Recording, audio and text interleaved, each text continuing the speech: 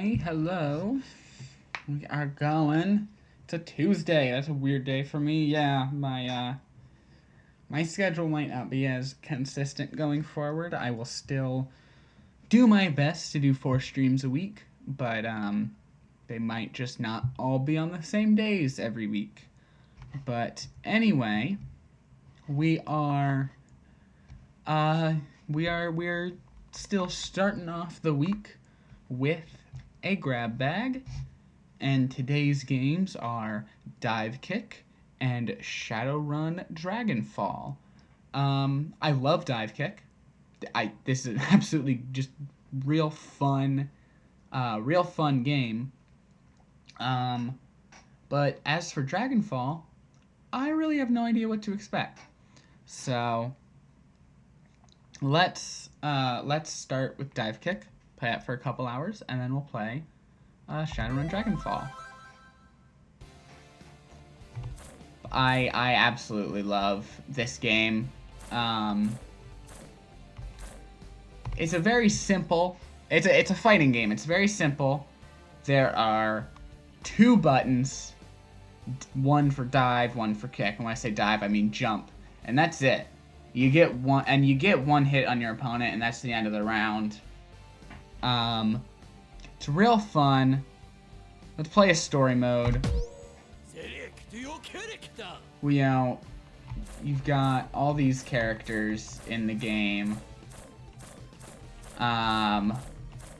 We have a couple. We have Johnny Gat from Saints Row 4 and the Fencer from Nidhogg as well. Little crossover action. Now my go-to is always the Baz.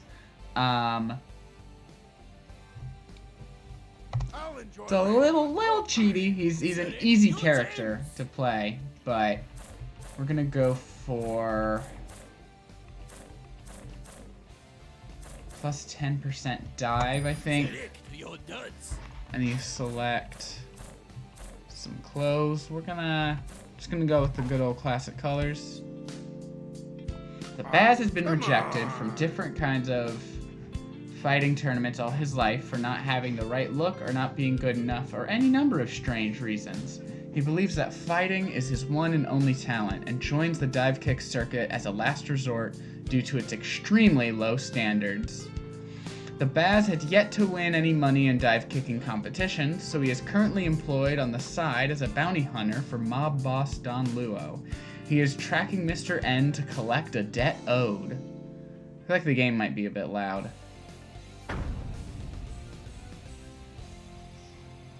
I might need to pause the game to turn it down. Well, no, maybe it was only loud during the cutscene. Yeah. Interesting. So this is it. It's these 2 buttons. You jump and you kick. And you win a round. You get 5 rounds. You win 5 rounds and you win the whole game. There's a few other little things to it that I'm sure will come up. Oh my god.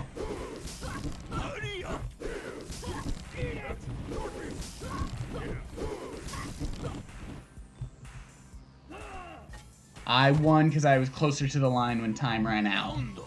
There's one of them.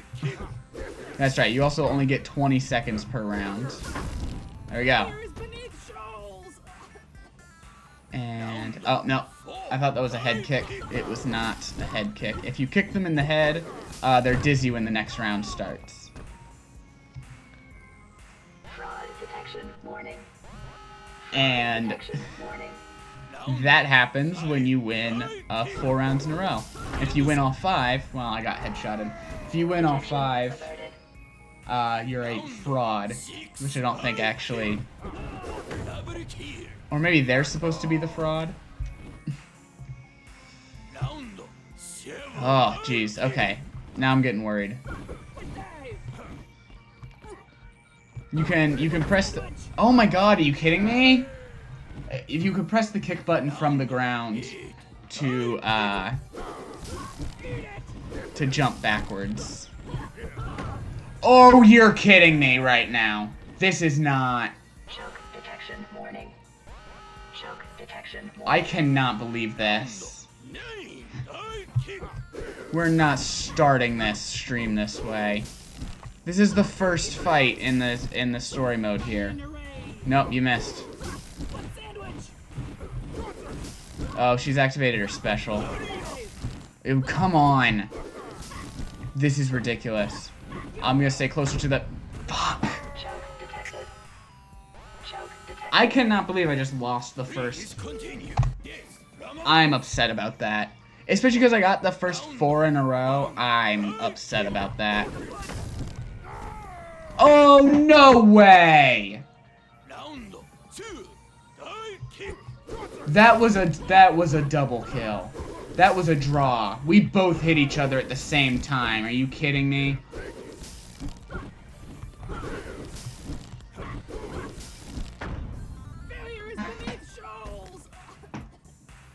This is absolutely ridiculous that I lost the first.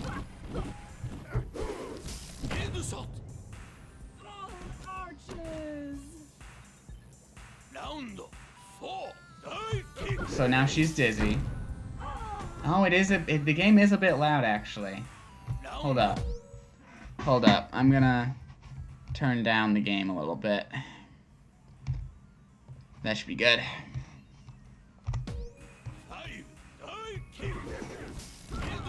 Oh, bullshit.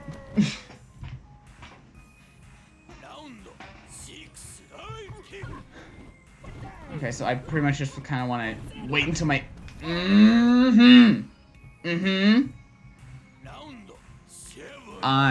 Okay. Yeah, there we go. I was trying to wait till my dizziness ran out, because you can't jump as high when you're dizzy. You're shitting me. That was bullshit. I'm so angry right now, actually.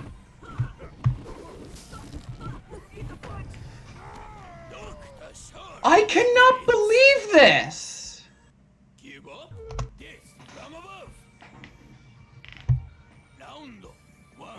How can I not get this? I used to play this game all the time. And now I can't.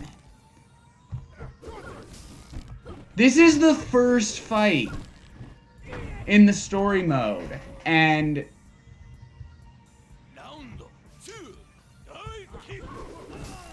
I can't. Oh yeah, this is also a special thing. Because he swings, he can get 2 kicks with 1 jump.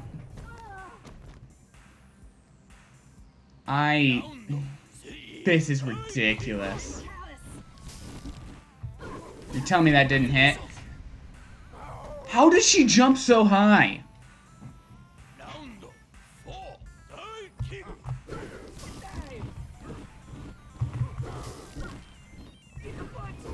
No. Yes.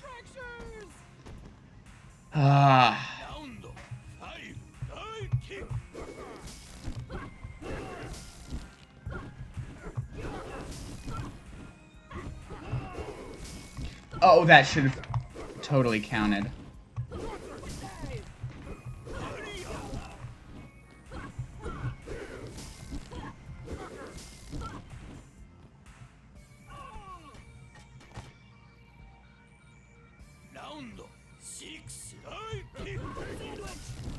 Okay, I was closer to the line when it ended, so I took that one. Nope. She's like changing direction in midair. You see that?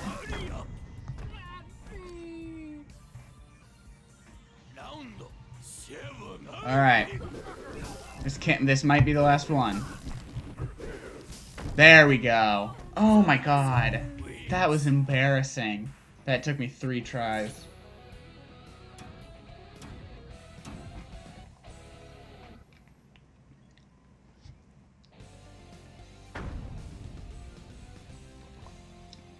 Now we're fighting the guy from Saints Row. Yes, from above. Round 1. Kick. Boom. Nice start. Oh, this is Redacted's map. Redacted's stage. That's it's Redacted's kids in the background. Round. There is like lore to this game. I think the Baz is the only story mode I've played, but we might play some other characters' story modes so we can see their lore. 4. Divekick.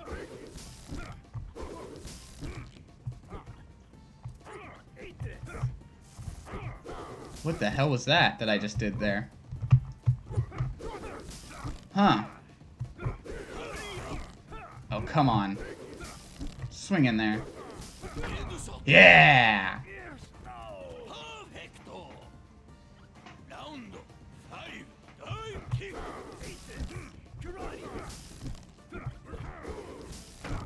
It'll wash out. This is going way better than 6. Divekick. the last one. Respect. There we go. Wins. Maybe I just needed to warm up a little bit, you know? Get back into it. It's been a while since I've played. It's a good game. It was a fun game. Oh! There's a real fun thing about this character. Every time he wins a round... Oh wait, I read about you in my file. The man called Mr. N has been featured at your event, so you must know where to find him. I saw him recently. Show me how to lightning loop and I'll tell you where to find him.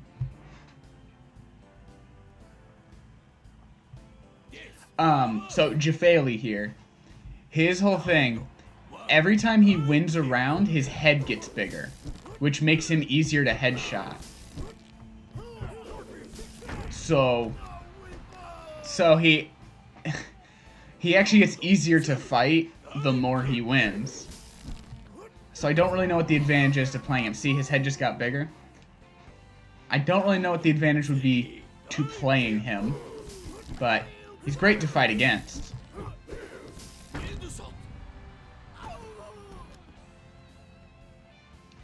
Round. 4. Divekick. That one doesn't count. Round. 5. Divekick. Look at this. Look at this. Round. 6. Divekick. The Baz wins. Nice and easy.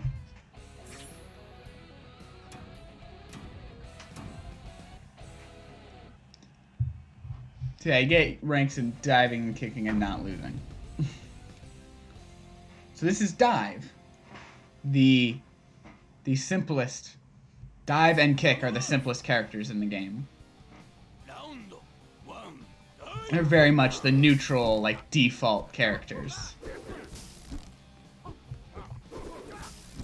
They don't have any special abilities or anything. You know, they don't have, you know, anything like Baz's rope here or any of that. Round. 2. Divekick. I do find it funny that there even is a health bar when it only takes one hit. 3. Divekick. Iteration limit ring. Oh, and maybe you've been seeing those Uncle Sensei tips.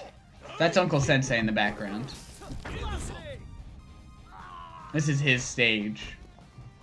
And if he's in the fight, he won't be standing back there, but... Round. 5. Divekick. Double kill. Fraud detected. Fraud. Yeah, okay. So dive is the fraud. Dive is the fraud because I got a perfect game. Got all 5 rounds.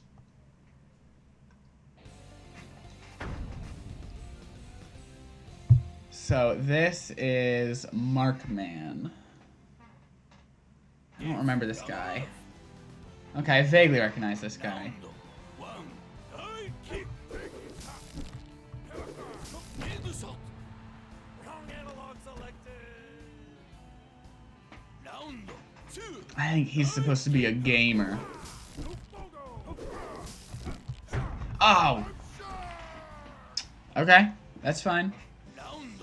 3. Divekick. That didn't hit him? What are you talking about that didn't hit him? I'm surprised that got him. Instead of him getting me on that one.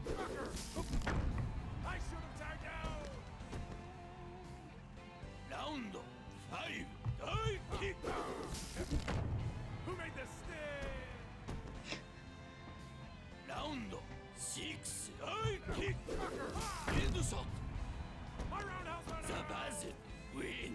There you go. Nicely done, nicely done.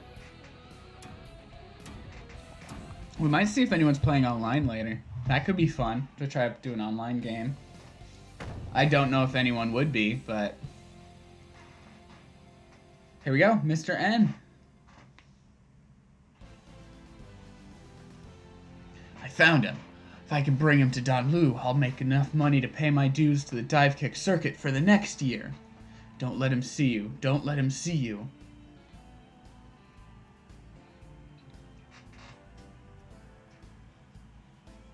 Who are you?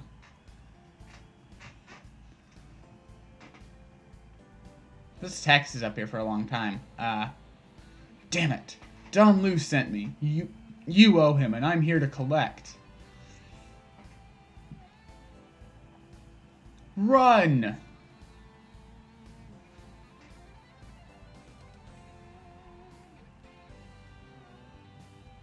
Yes, from above. Round one. I don't know much about Mr. N, actually.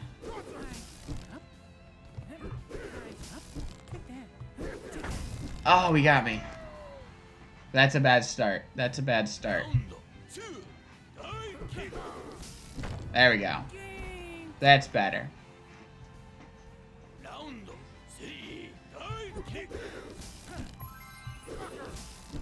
How did that not hit him in the head? I got him? Okay. Kind of like came from under. I'm not complaining.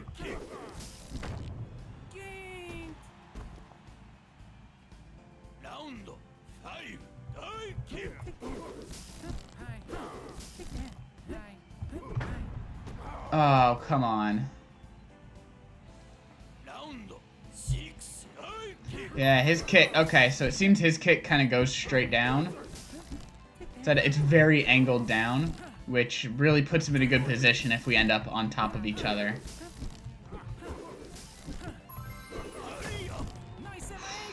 Whew! Ah, that was close.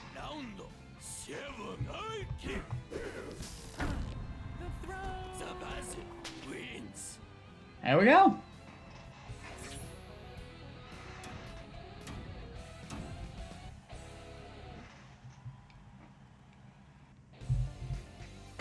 It's not over yet. We're gonna fight Redacted now. I don't know why we're gonna fight Redacted. The story was you know, to go after Mr. N, but... Ooh! Redacted is hard to fight. I will say that. I am glad that I managed it. How did that? That went like right through them.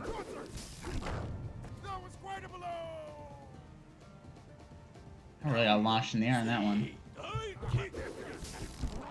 Yeah, they move real fast. They are hard to fight.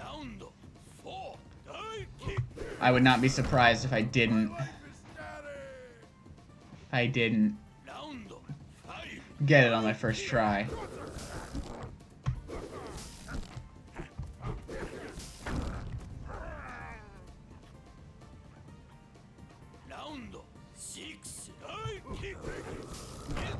Okay. We're doing it.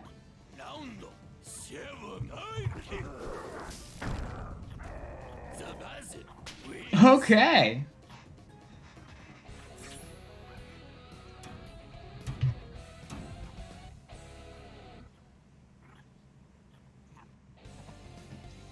There's still more?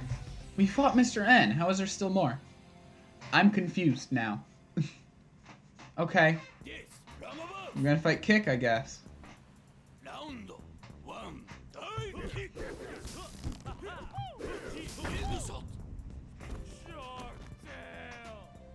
Shark Tail? Did you say Shark Tail?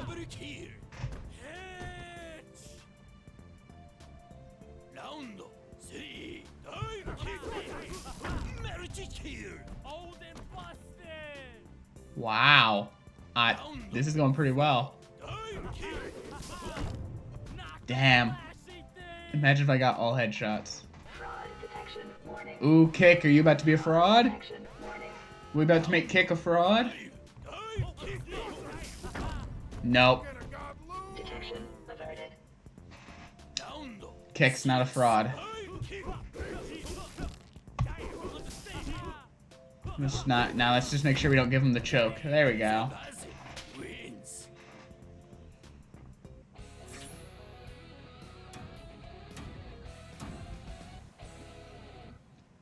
This is a fun game. This is a real fun game. There's still more? Who's this guy? S-Kill. Okay.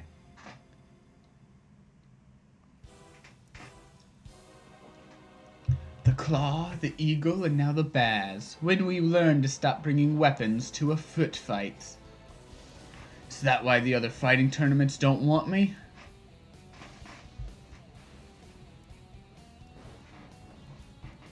I'll make sure you aren't in the sequel.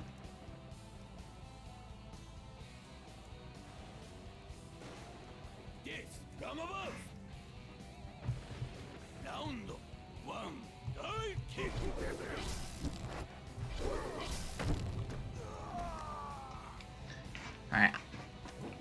I get this. Oh my god, he starts every round with the special? That's bullshit. I mean, I know he's like the final boss or whatever, but... Gotcha. Yeah.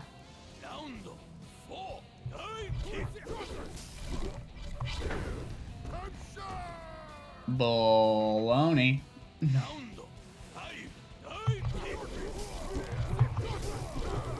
Ha-ha!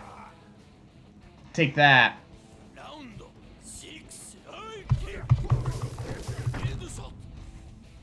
Wait, that might be the move. Wait.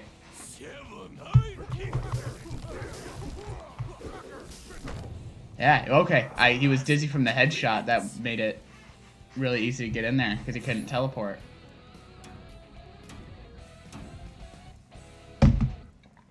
Oh, sorry. Bumped the thing. Is this it? Have I finally been invited to the king of all competitions?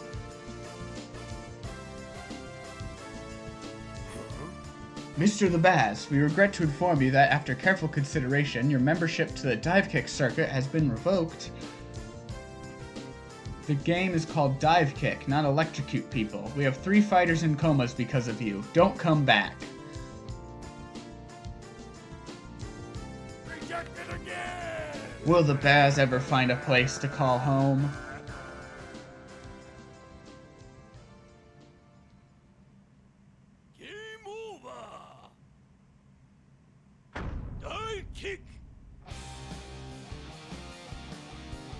So here are the credits. Once Iron Galaxy started working on this game, thanks to me, we... Dave Lang insisted, "Oh, leave this to the pros." I don't think I've ever actually watched through the credits.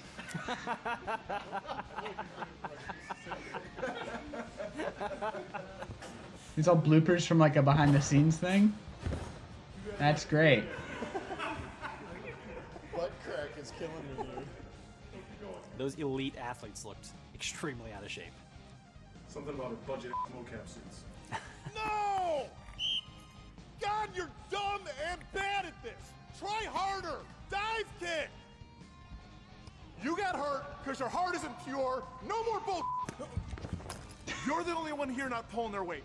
I'm doing my job. Camera guy's doing his job. Our dive kickers are doing their job. We don't have anything usable because of you. Don't it up for everybody else. Frame it just like this. It's not that hard.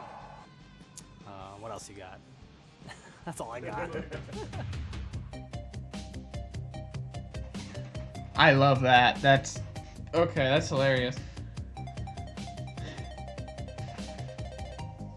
Oh, this game was kickstarted. Nice.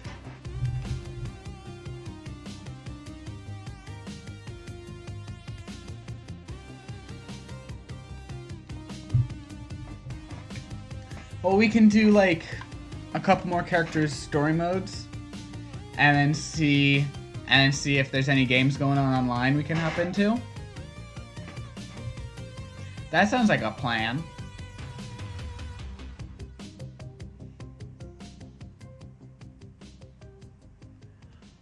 I don't know. I don't know how easy it will be to get into a into an online game, but let's go with here.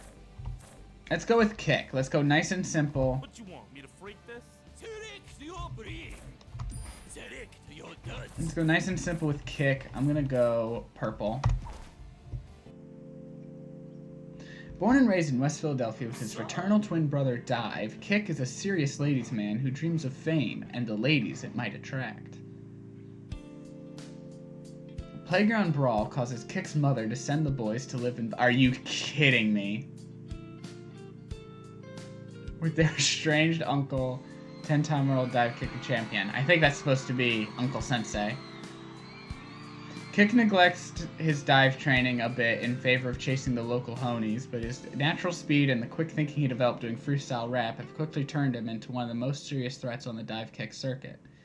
I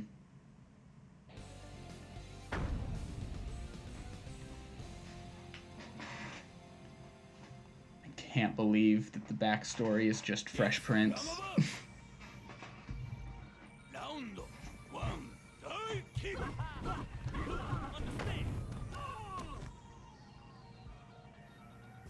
Round two. Dive kick.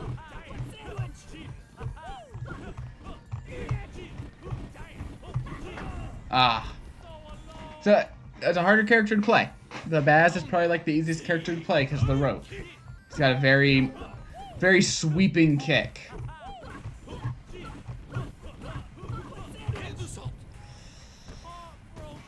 And he's got a very sweeping kick. That makes this difficult.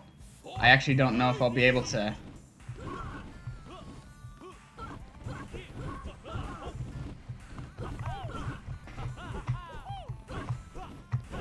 I actually don't know if I'll be able to complete this.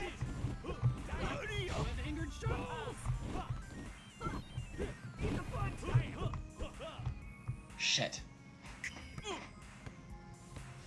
She won that round.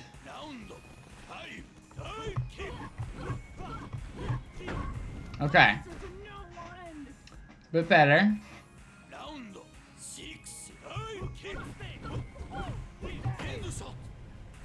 Okay.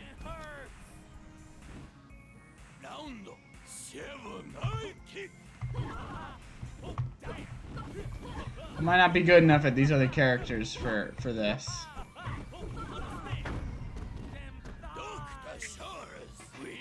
Yeah. Let's just jump to online now. I think. Let's see what we got. I hope we can. I hope we can do online. Got ranked, unranked. I can create a lobby. I guess unranked is probably what we want.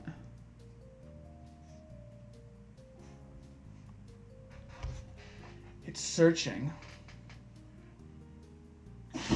Bless you, puppy.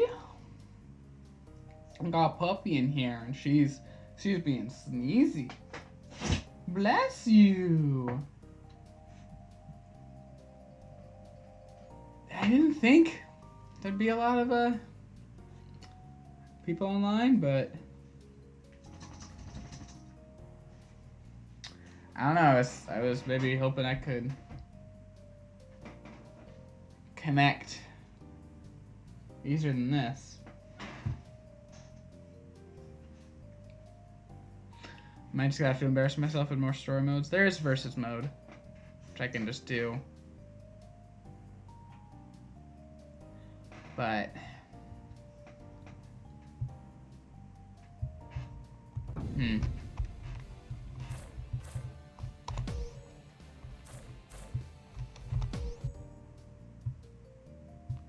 no rooms found at all. Wow. I mean, I know it's an old game, but that's disappointing.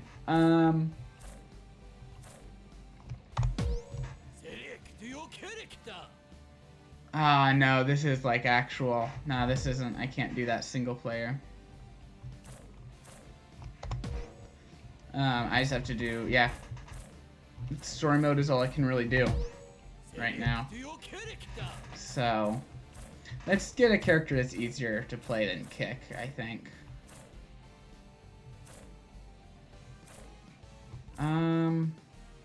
Or we can do random. Hold down backspace for random. Alright, Drafali it is. You go purple. Drafali is a top official who runs some of the best dive kick tournaments. Against the advice of his colleagues, Drafali also insists he should be a dive kicking superstar. And Drafali fights because his ever-inflating ego demands that he take as much of the spotlight as he can. That's it. That's his whole lore. Alright. See how this goes. Yes, from above. Round one, dive kick.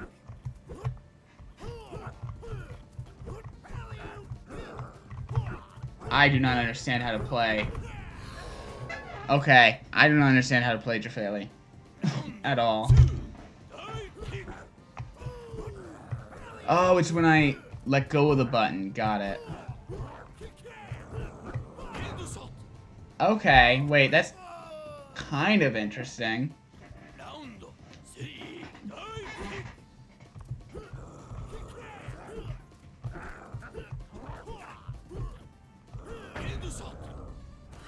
Somehow got that headshot. Round four, dive kick.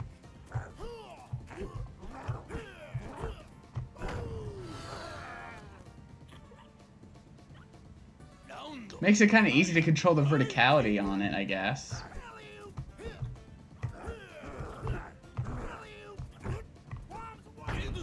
Huh. It's not the like best flow to the game, but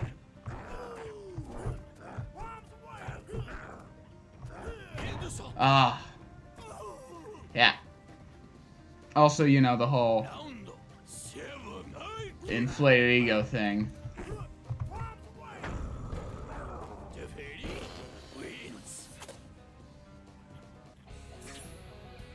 There it goes.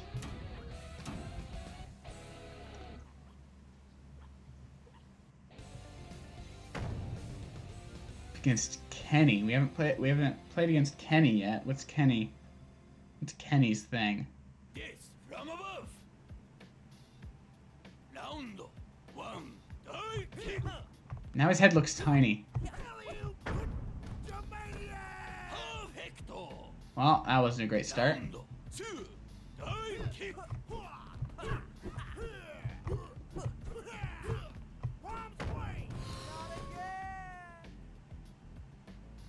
Round three, dive kick.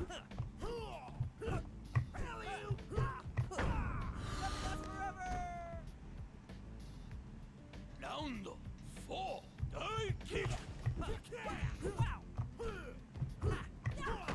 Ah. Round five, dive kick.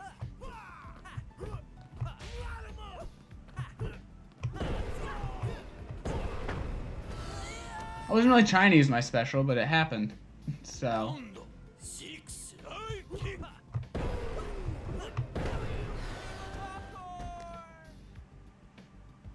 Round seven, dive kick.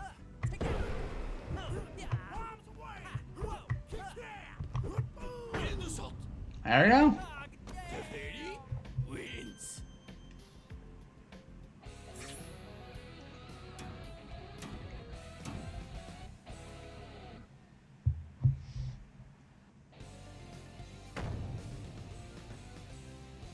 Kenny could be interesting to play.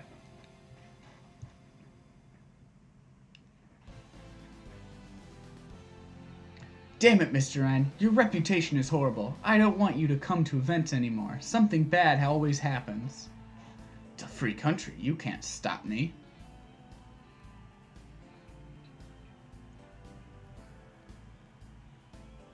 I'll fight you for it.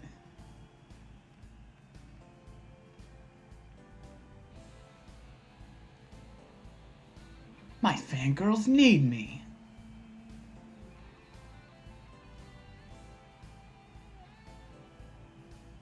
This from above. Round one. High kick.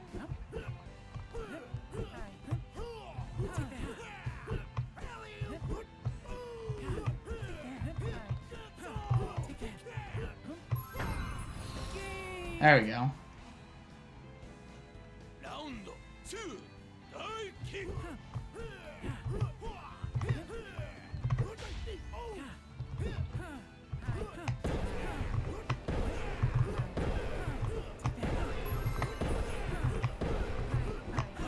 I'm completely missed out on that.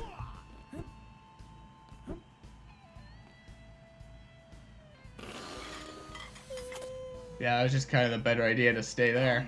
Three. If I could.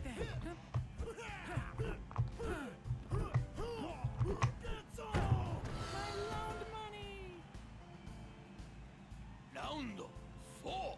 High kick.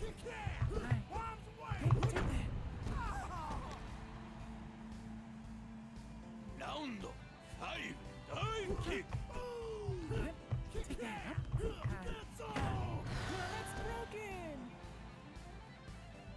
Round six. High kick.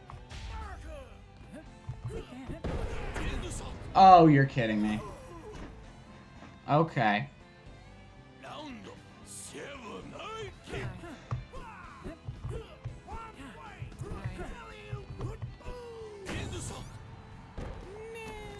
There we go. I'm surprised I'm actually doing so well with him.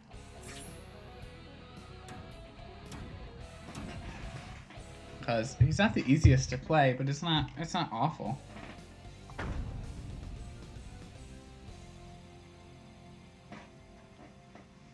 Alright, up against Dive. This from above. God.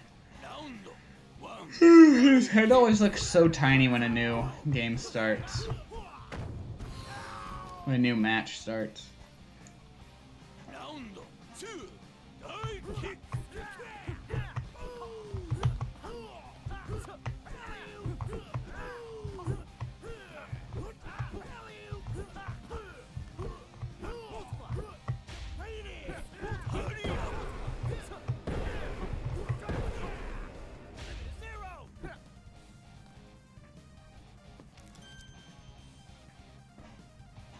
Round three. High kick.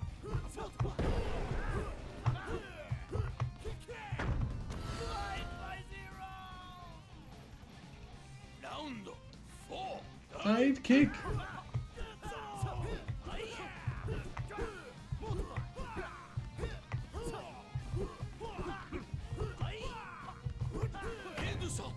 There we go.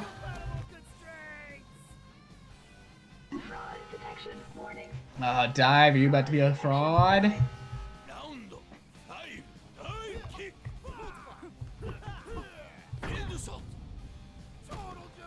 Detection averted.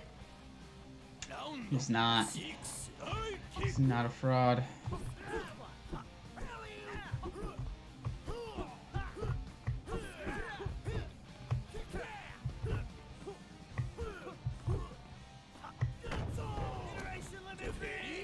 Wins.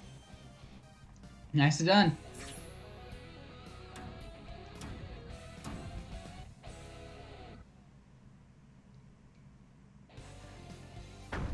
Alright, oh, up against Stream. Stream, I hate Stream, actually. Round Stream sucks. high kick. And with Jafali, oh, God.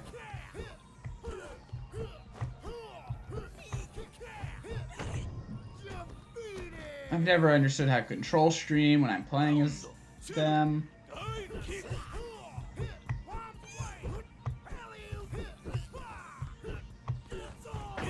Oh, you're kidding me! It's also like so hard to move forward as Jafali. Round So that gets frustrating. You're kidding me? That didn't... Look at that. You see that? Stream's like moving up and down like that. This game has 2 buttons. How do you control that? Look at all the kicking I have to do to get up there. That should have been a double. And I lost my special after I finally, like, just got it. See, I don't understand how that counts, but, like, one of the other ones didn't, but whatever.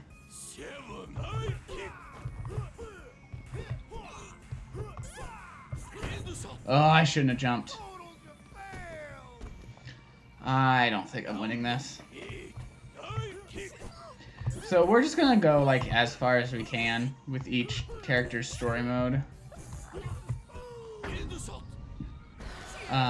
We'll see how far we can make it in each character's story mode, and then we'll do another character, you know, until it's been the 2 hours. I'm surprised, actually, that I just beat stream.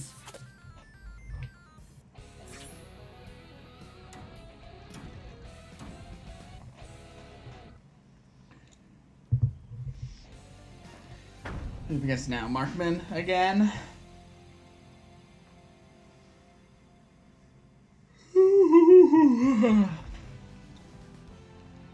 Mark, I have some great plans for next year. Will you please sponsor my event? If you can make the Kickbox an officially endorsed product, I can help you out. Show me how it works.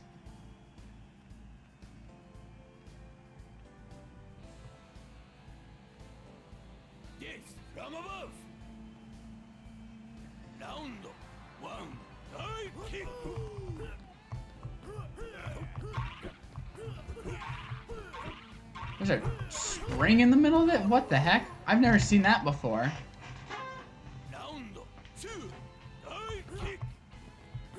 Oh, I was pressing the wrong buttons.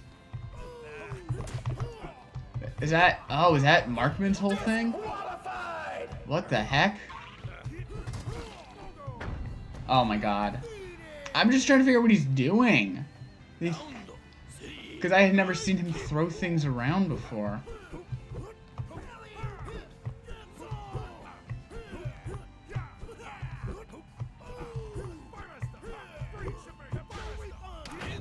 There we go.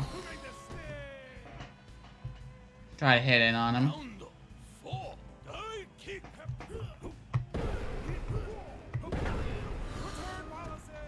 There we go. There we go. There we go.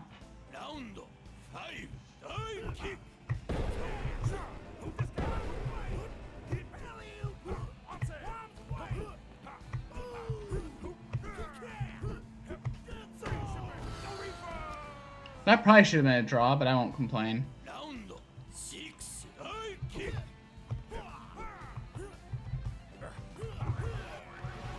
What the hell? What is up with his items?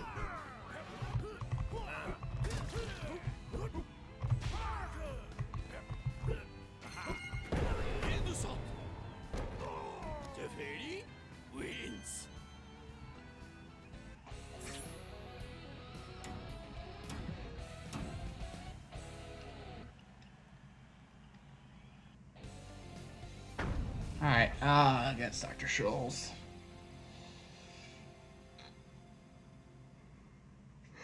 Yes, from above. Round one, dive kick.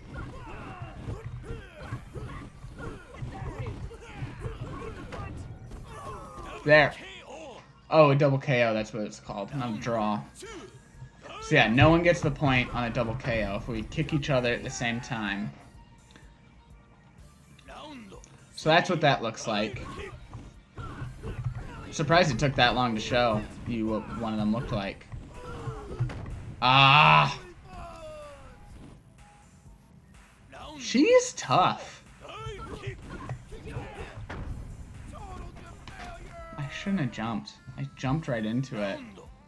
But how, you know, there's no other way to kick if you don't jump. I'm so disappointed. Detection. Warning. I'm about to be a fraud. Detection. Warning. Round 6. I kick.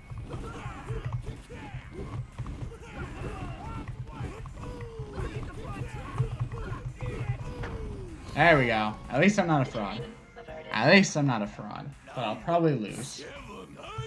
Or I'll choke. That'd be cool. No, I lost. Wins. Give up. Yeah.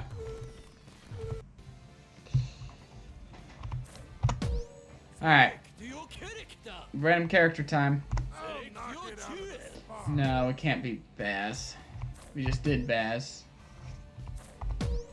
Select You don't need a your mathematician character. to figure this one out. Alright. Select your Dive. gems. Select We your nuts. struggled with kick, but we'll try dive. Born and raised in West Philadelphia as a fraternal twin brother Kick, Dive is a serious math student and dreams of a promising career as a statistician. Playground brawl causes Dive's mother to send the boys to live in Bel Air with their estranged uncle, 10-time world dive kicking champion. Yeah, Uncle Sensei is Dive and Kick's uncle. Dive neglects his kick training a bit in favor of his studies, but his natural talent with calculating angles and the patience he developed in school have quickly turned him into one of the most serious threats on the dive kick circuit. Dive fights because he is expected to, and he doesn't want to let his uncle or his mother down. So, Dive is better at diving, Kick is better at kicking, and now I've added From above. even better diving to dive, so One. I kick. jump so high. Round 2. I kick. That hurt. Round 3. I kick.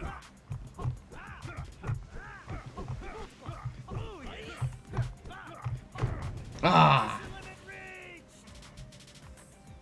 Round 4. I kick.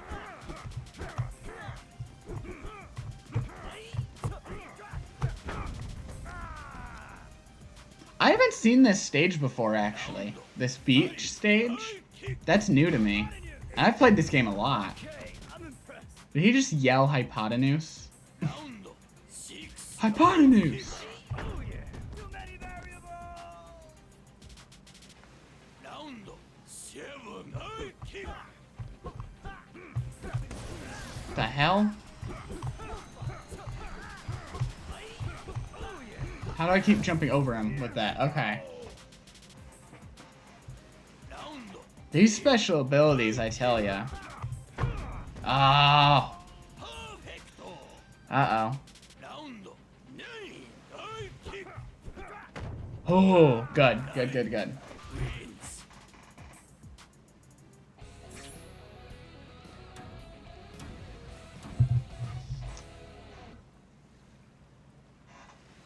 God, we haven't been playing this game for an hour. I do really like this game, but I don't know if I don't really want to just keep doing story mode over and over.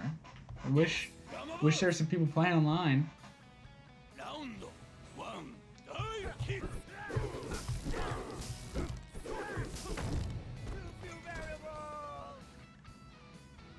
Round 2. I kick. Boom. Gotcha, Baz. Round 3. I kick.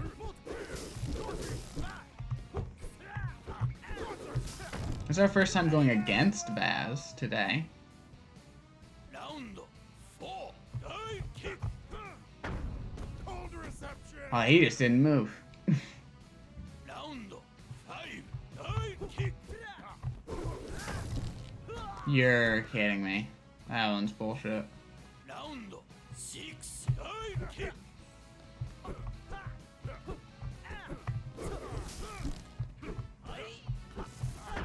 Gotcha. Gotcha, Baz. Round 7. I kick. I'm sure. Boom. Round 8. I I'm kick. surprised none of the games I've gone in have gone against Uncle Sensei yet. That was quite a Die. Wins. Pretty sure Uncle Sensei is also supposed to be the narrator here.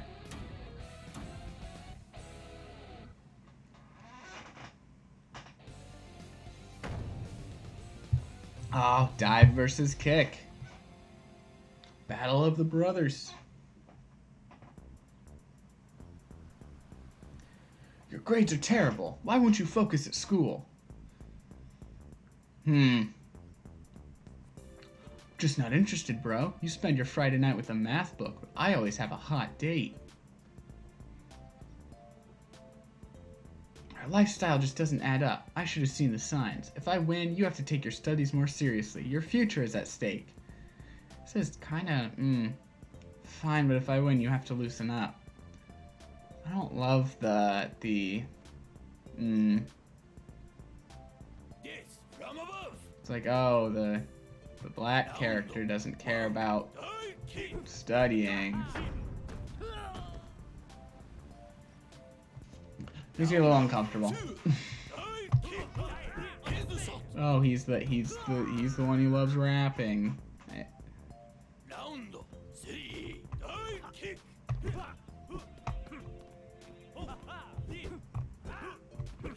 And it's like he's the only black character in the game, and how am I losing all of these? This is ridiculous, actually. What the heck? This is ridiculous. No, this is absolutely ridiculous.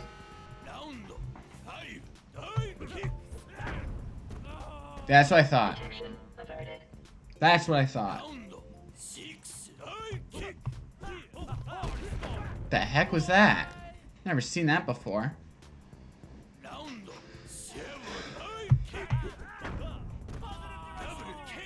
That's a double KO.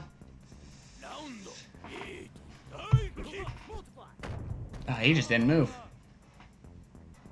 Good for me. Another double KO? I wonder how high the count goes, because we could have just kept getting, I'm going to try again, because we could have just kept getting double KOs over and over. Wonder how high they counted for round numbers, like what the voice lines are, how high it goes. Bullshit.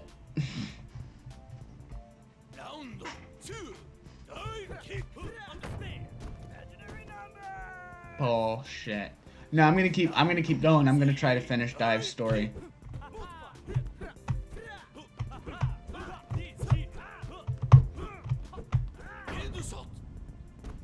So yeah, I mean, you do kind of want to figure out, like, you can't just go like jump all the way up and be like, oh, you know, you have to figure out how high to jump for how far you'll go with the kick. You know. Or you can let that happen.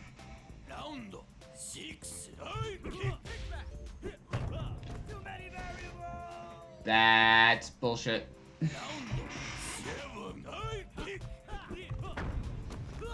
What the fuck? What the fuck? No, we're gonna keep trying.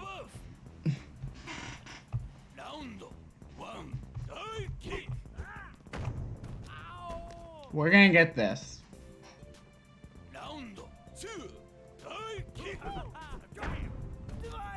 That was a double KO. Come on. Come on, that was totally a double KO.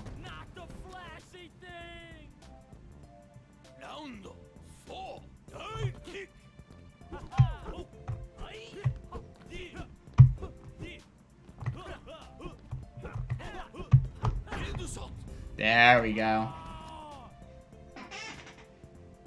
Oh, hey, Sargoto. It's Divekick and bullshit. I love this game, though. I do. It's a very fun game. How are you doing? Welcome. Welcome by.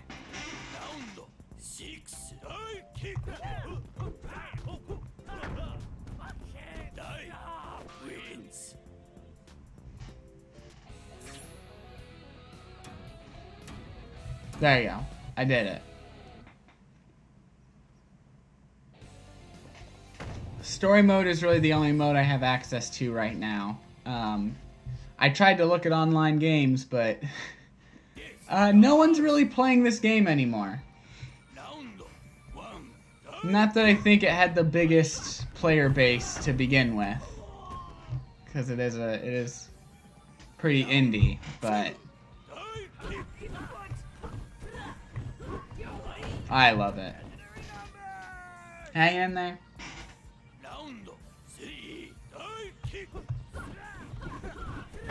Ah, shit. She's annoying. Well, sometimes that's the best we can ask for. Yeah, there we go.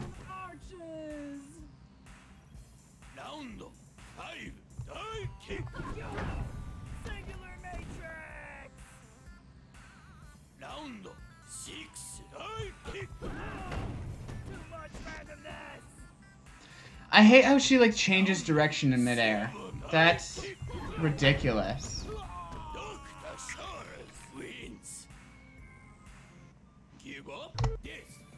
Trying again.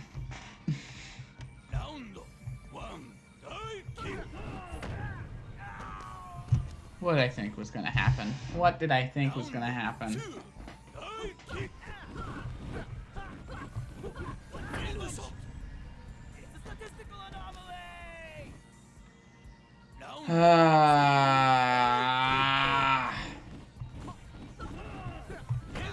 Yeah. Yeah, that's what that feels like.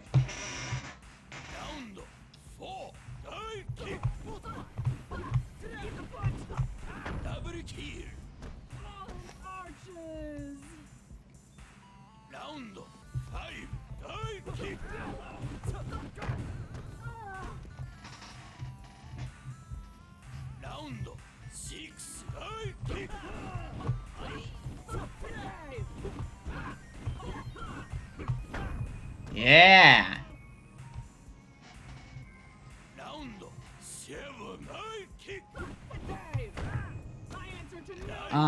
But I was introduced to this game through people on the cross-country team. I like to play it with them, and that was really fun. Like when I was in high school, I was on the cross-country team and played this game with them. One year we did a tournament where you could only play as dive or kick, and I made it to the final round. I lost the final round, but I made it to the final round. And that was pretty cool. But other than the past hour, I haven't played this game in a few years, so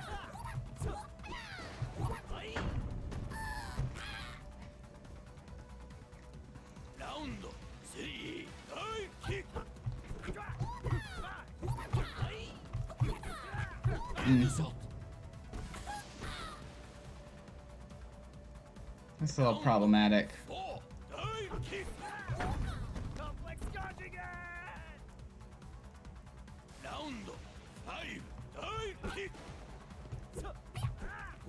Not loving this character here.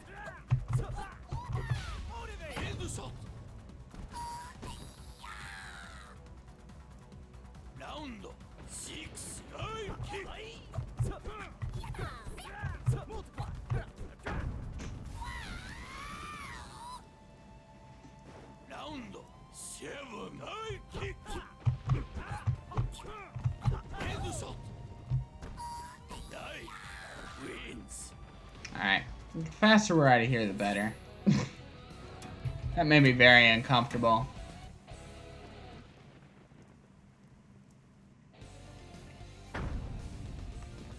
Here we go. Here's Uncle Sensei. He's Dive and Kick's uncle. Uncle, a man from the state came by while you were out. Yeah, they do that from time to time.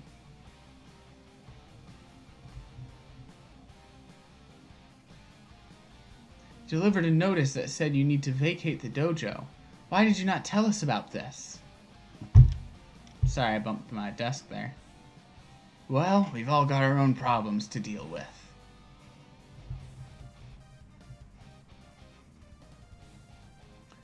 So it's true? You no longer own the dojo?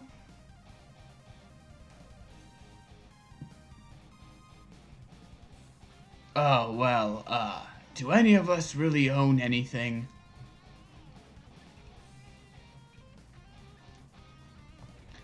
Tell me everything. I'm trying to help you.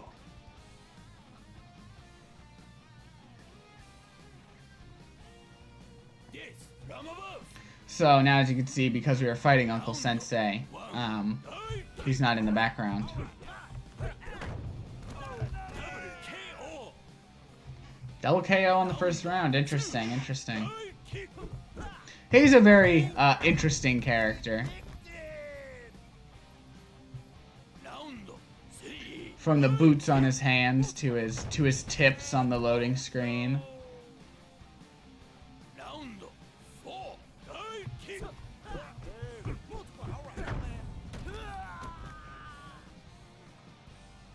Round 5. Divekick.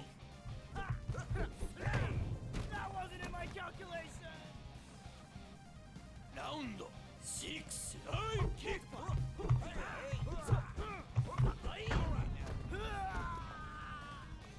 That was ridiculous. Round 7. Divekick. Switch. Divide by 0! Mm-hmm. 8. Divekick. I'm fine. Round 9. Divekick. You gotta be kidding me.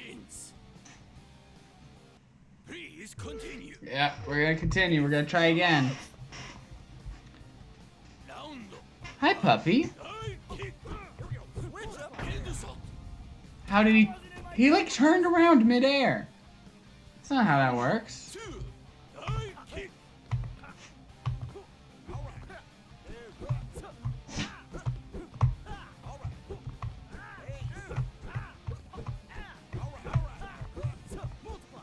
There we go. Got him right in the knee. Round 3. Divekick. Right in the head. But not a headshot. So I guess not right in the head. How do you get a headshot in on him? I have to wonder. Round 5. It's gotta be hard to get a headshot on him. Complex conjugate! Round 6. Divekick.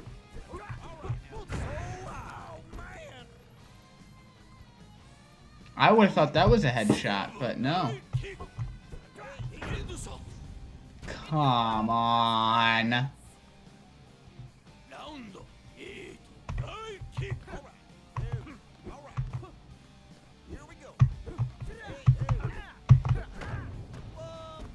Boom. Boom, boom, boom, boom. Round 9. Divekick. In the salt. There we go. That's a headshot. Wins. Not that it really matters because it was the last round, but... Hi, puppy. A scratchy scratch of your head? Okay. Kenny.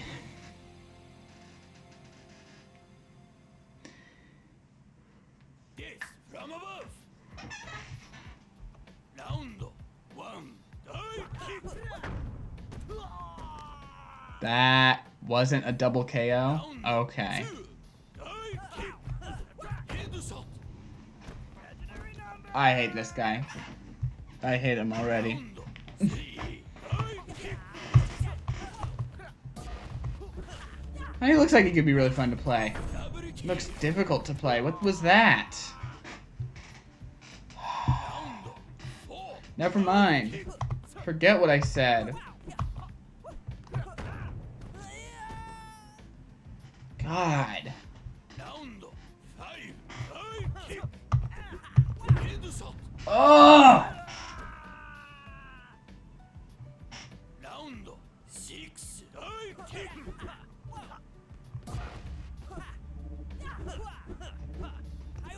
I just hate when they move so fast like that. Come on. Continue. I'm trying again. I'm trying again. Round One. Divekick. Singular matrix. Round 2. Divekick. That didn't hit, but that did. Round 3. Divekick. I prefer playing against other people. No one fucking plays this game. Divekick. Take that. Oh man. Round 5. Divekick.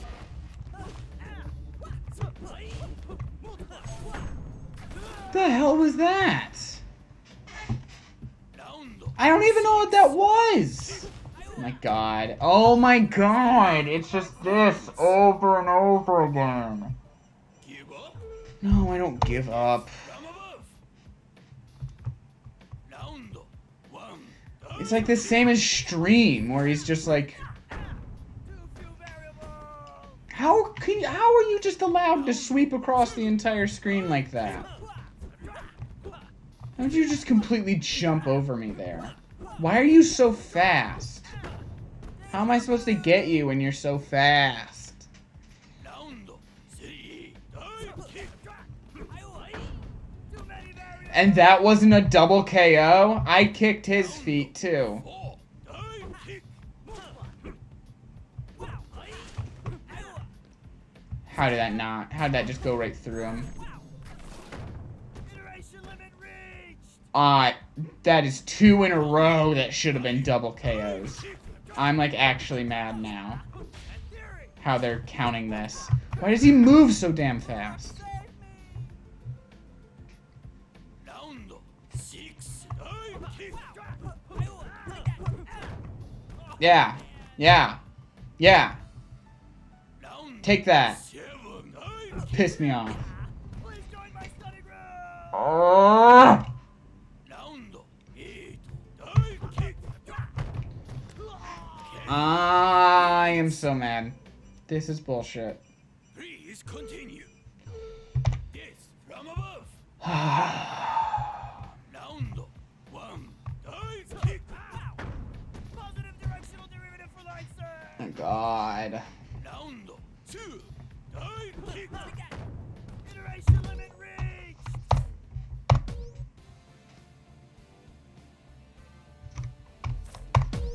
Select your character. Prepare for tough acting tin action.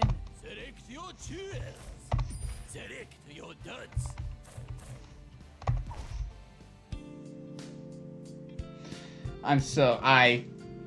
We're just doing a new one with a new character. I didn't give myself enough time to read this.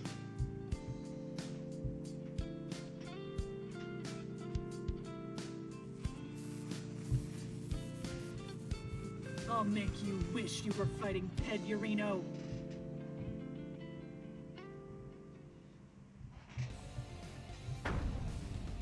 I hate fighting against her, so let's see how we feel fighting as her. Yes, from above. Round 1. Divekick. Eat the fight. One sandwich. Okay, I can kind of see okay, I see how the direction changing works. 2. Divekick. I think it's kind of ridiculous that you can just change direction, but Round 3. Divekick. Eat the fight. Round 4. Divekick. Headshot. Round 5. Divekick. Sandwich. Eat it. One sandwich. One dive. Dude. okay. Okay. Round 6. Divekick. Asparis. Eat the foot. Eat the foot. There we go. Dr. Shores wins. Uncle Sensei is out.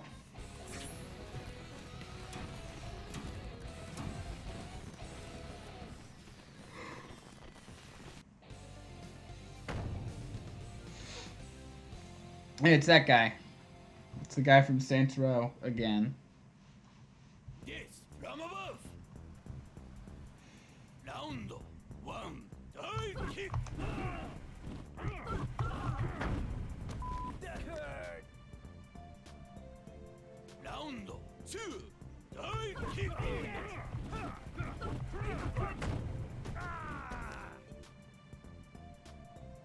Round 3, dive kick.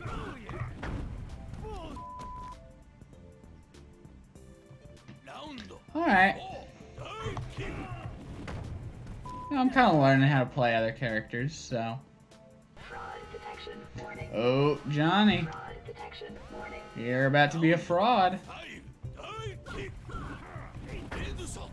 You're a fraud, Johnny. Fraud detected. Fraud detected.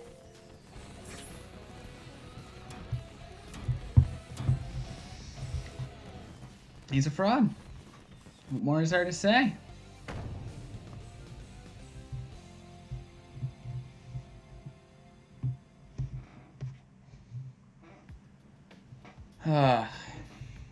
Hello, fellow dive kicker. May I take a blood sample for my research? No problem.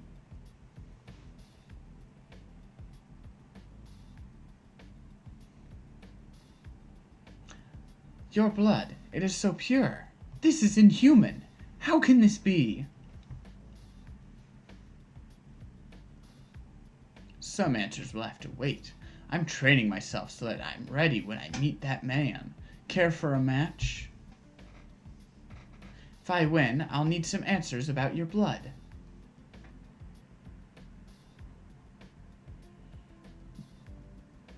Deal.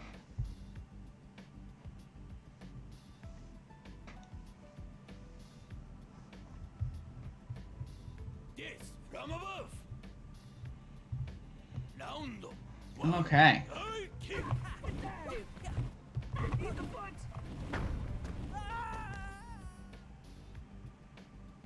Round 2, dive kick.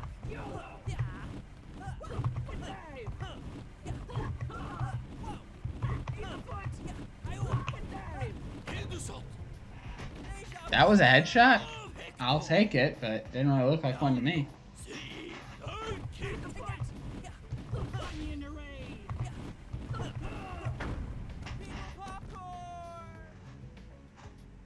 Round 4, dive kick. Sandwich.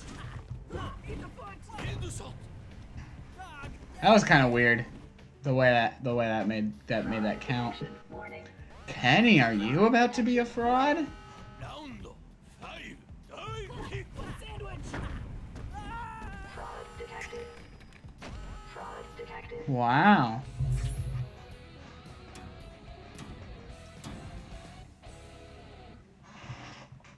Triple S rank. Ah, good old Baz. My main. Yes, from above. Round 1, dive kick.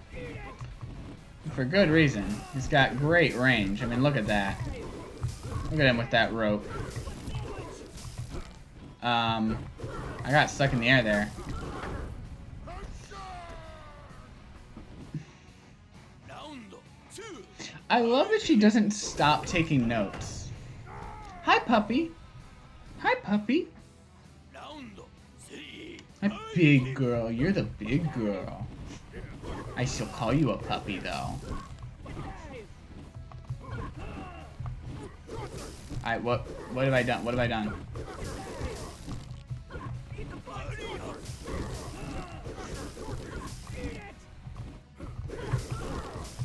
Oh, he's gonna take that from me. Damn it.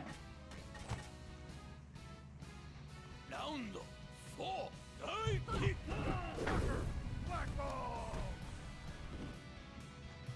Round 5, dive kick.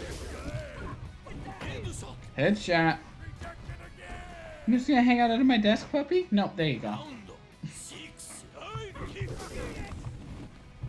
Eat the foot.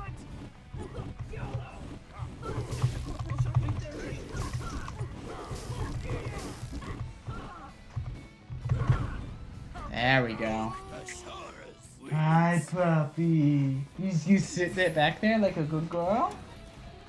You're so pretty.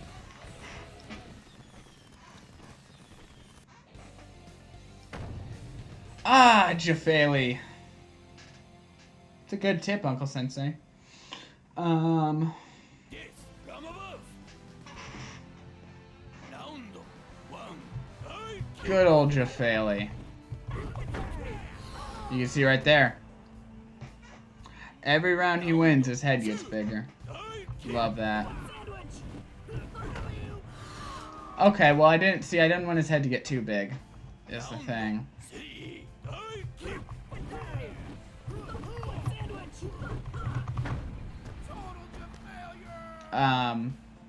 It makes it the more he wins, the less likely he is to win again.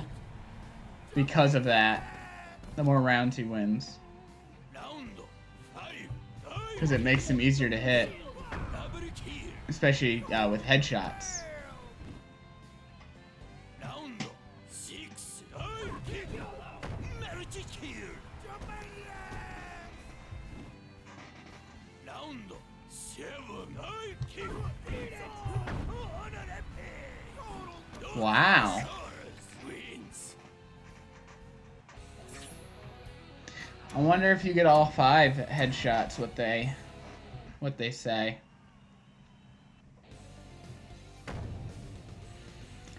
Oh, not this guy. Hey. Hey, puppy. Hey, puppy. Hey, puppy. Oh my god, this creature is vile. 6 out of 10. Should keep her mask on. Should all be keeping our masks on. This game was ahead of its time. Could this be what happens if you leave Foot Dive untreated?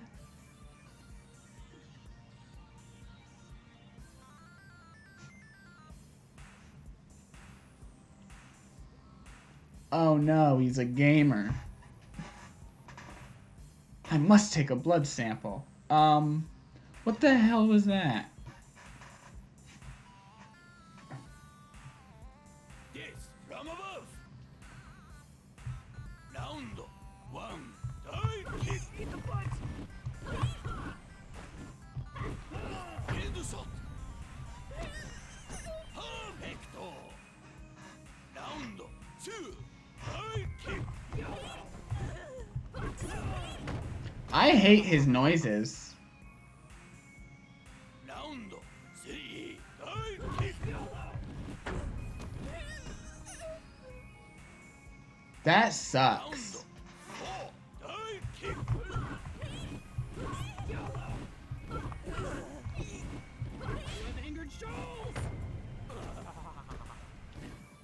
Please let this be over. Warning. Fraud detection. Warning. Round five. I kick. Fraud detected. He's a fraud. Fraud detected.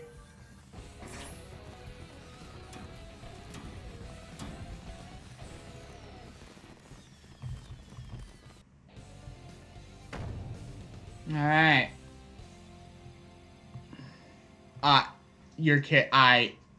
You're kidding me. From above. I don't think I've ever seen that tip before. Round one. I kick. In the butt. Sweet. In the shot. Hi, puppy. Again. Hello. Round two. I kick.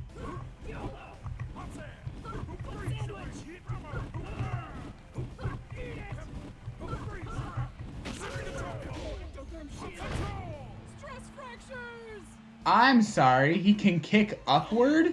Three. I kick. Achilles tendon rupture. Round four. I kick. In the shot. That sucks. Round I hate that. I kick.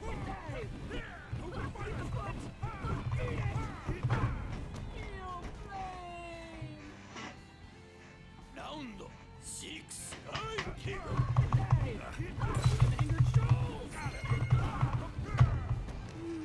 This is ridiculous. Round Hi, puppy.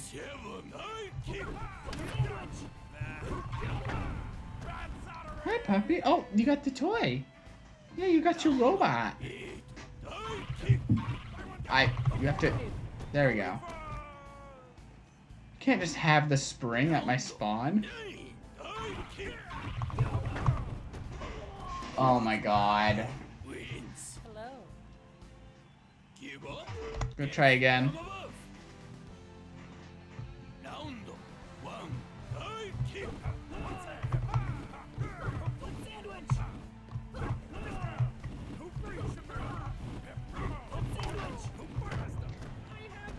Oh.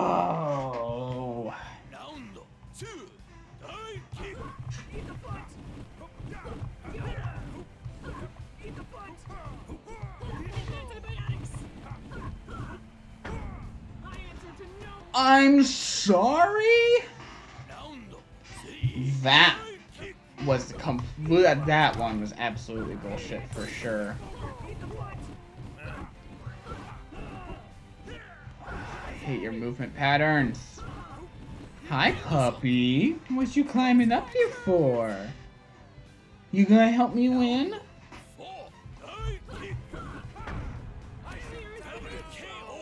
I finally hit him and it's a double KO. I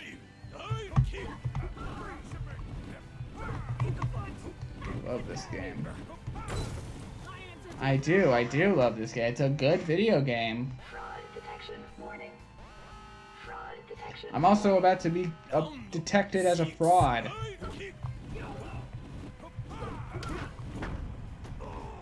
Oh, thank you.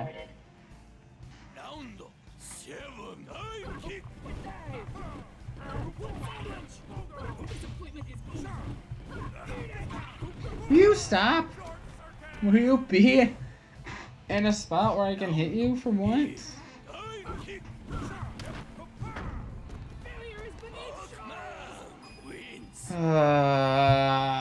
Okay. On to our next character, I suppose. The sword will devour all desire. Even swords are getting more food than me, man.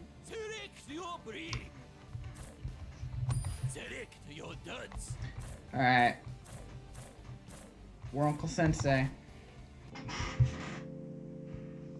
Uncle Sensei is brother to Divekick's mother and is the 10-time former dive-kicking world champion. Yep. I was right. This invincible warrior's one weakness is well known, his inability to manage his money.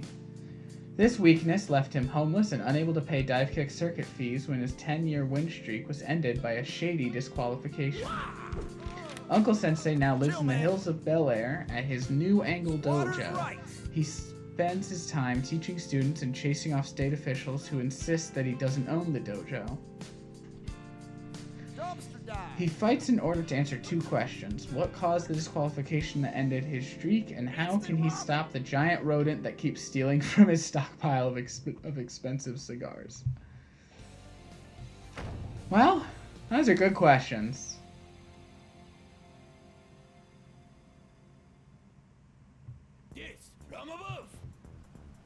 So he's going to start with fighting one of his nephews.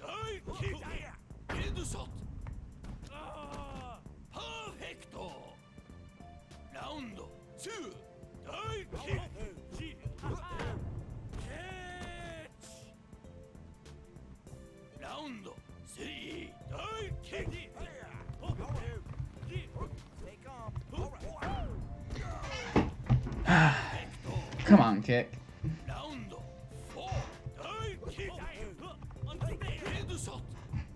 Not the flashy thing.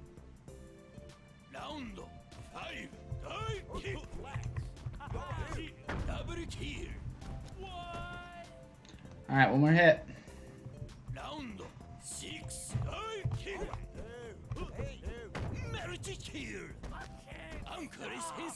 Wins.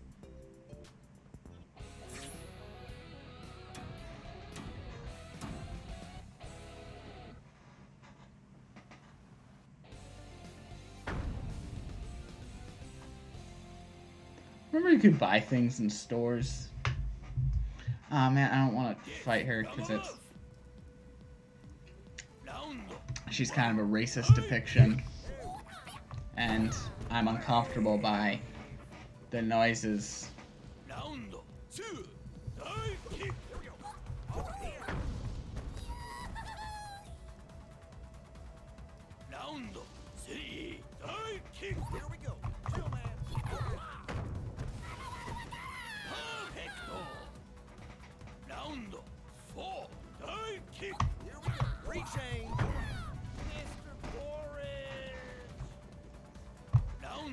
It's alright.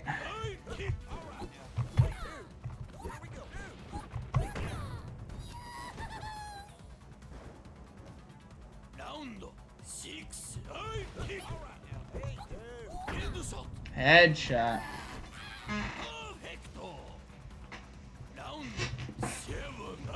Alright, let's get this over with so I can stop hearing this. There we go.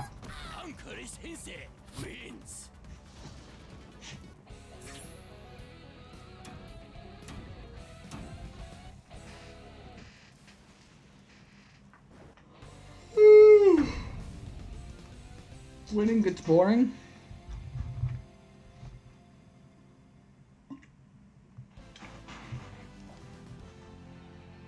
Hey Alex, how have you been, man? It's been a long time. Things haven't been the same since you left the sport.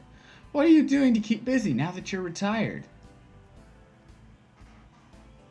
Oh, the usual. I dive kick, smoke cigars, the occasional acid flashback. By the way, I'm broke. Think you can help me out? Haha, well, the shoe's on the other foot now, isn't it? Lucky for you, I'm a big star now. Show me that you still have what it takes, and I'll consider putting you on commentary so you can something. Didn't give me enough time to read that.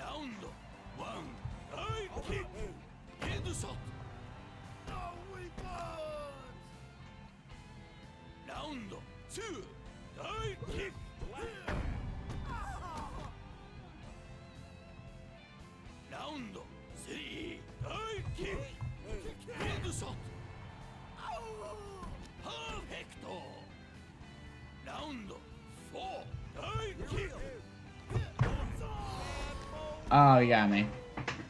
I was wondering if we could keep his head small the whole time, but no. Ah, that one was ridiculous.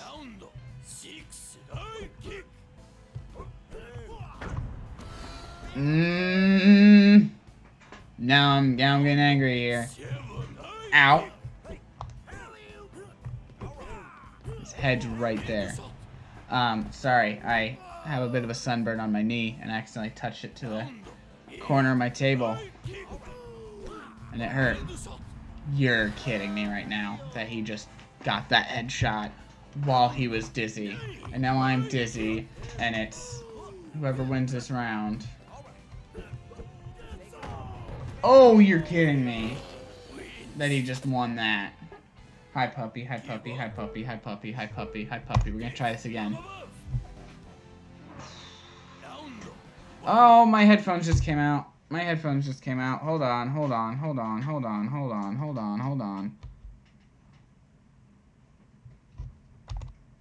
And no, okay, now that... where did the sound go now?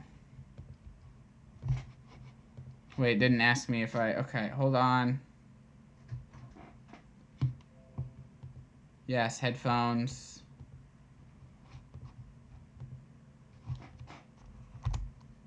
Oh, that really messed everything up, huh? Cool. I'm so glad that accidentally removing my headphones messes up the whole thing. That's really awesome.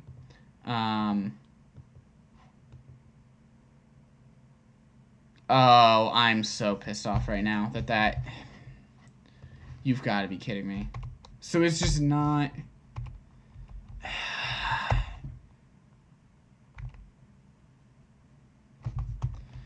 Hold on. I'm gonna have to close the game and reopen it, and hopefully that makes it work.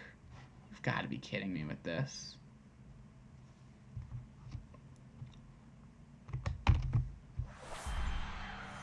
so godlike. Okay, hold on. There we go. That sucks. I was in the middle of all of it, too. Divekick. Oh, well. It's only playing for another 30 minutes anyway. Let's look online again. Let's see. Let's see. We're probably not going to find anything, but let's see. You know, on the off chance.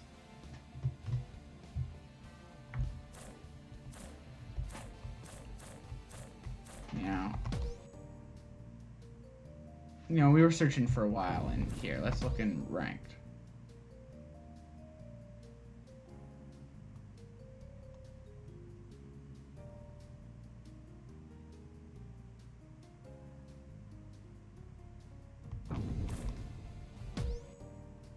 Okay, search for lobby. Let's look at public lobbies. Nothing.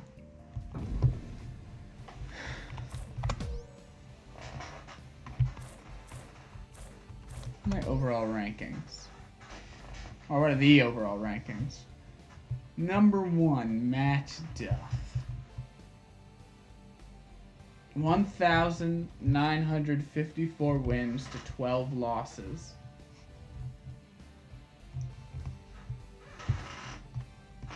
Huh.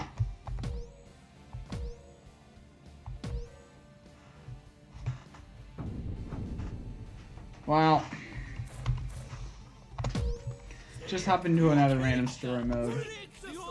No, we already tried Jafali.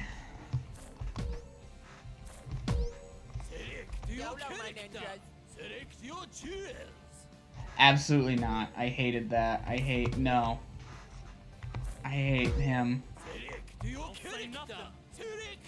We already tried him too. Nope. Can we get a good character that we haven't already done? Soon you'll be out of the equation. Already done him. Come on.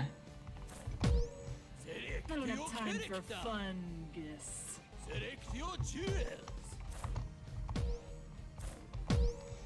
Prepare for tough acting. Okay, I'll pick one myself. Jesus Christ. We'll try one more random, and then I'll pick one myself.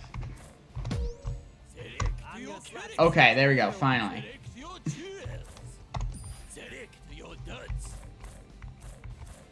Let's go with the all white. While trying to test his abilities at his very first Divekick circuit competition, Kenny suffered a very close but early bracket loss to Dustin Weinberger. In order to protect his best friend's chances for victory, Mr. N put a vial of foot dive bacteria in Kenny's shoes to weaken him, which caused Kenny to collapse later that day in the middle of the street. He lost his life. Kenny watched from the heavenly world above as a judge found Mr. N not guilty of involuntary manslaughter. Kenny won 5 straight dive-kicking competitions in heaven to earn a second chance on Earth. He fights with his heavenly dive-kicking knowledge to prove to the man who cut his time short that he didn't deserve it. I need more time to read that, game.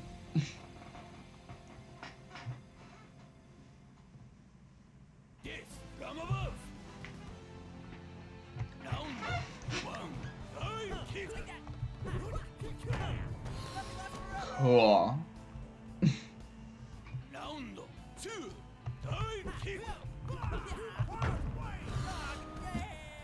Can I play the game?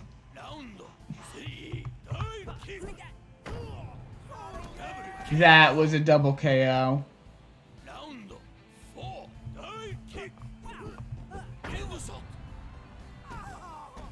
When I had been going for so long towards him and then...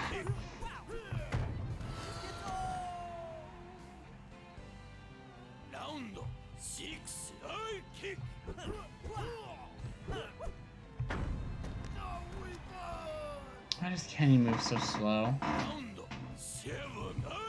Kenny kind of sucks. He's an interesting character, but he sucks to play. His lore is kind of neat, I guess, though.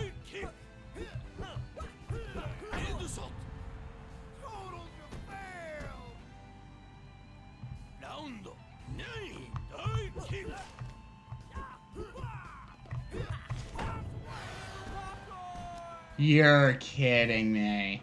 But that wasn't a double KO?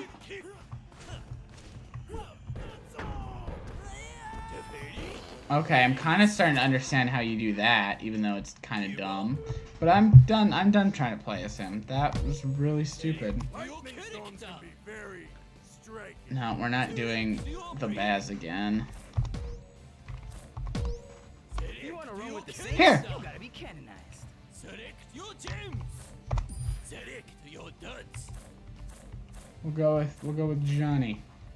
Never played Saints Row, but hey man, don't doubt anything without absolute evidence against it, man. Every time I walk by this guy, he has some great advice. Perhaps the key to taking control of this simulation is inside of this hobo's head.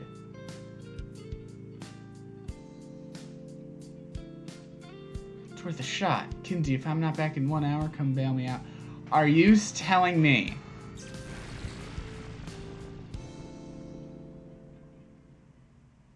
that the entirety of Divekick, that Uncle Sensei is just some homeless guy in the Saints Row universe, and the entirety of Divekick takes place in his head? From above. Round one. Divekick. That's an interesting, okay. Round two. Divekick. Oh yeah.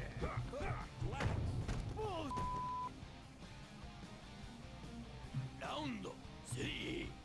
And even in this fake world he's created in his head, Uncle Sensei does not have a good life. Round four.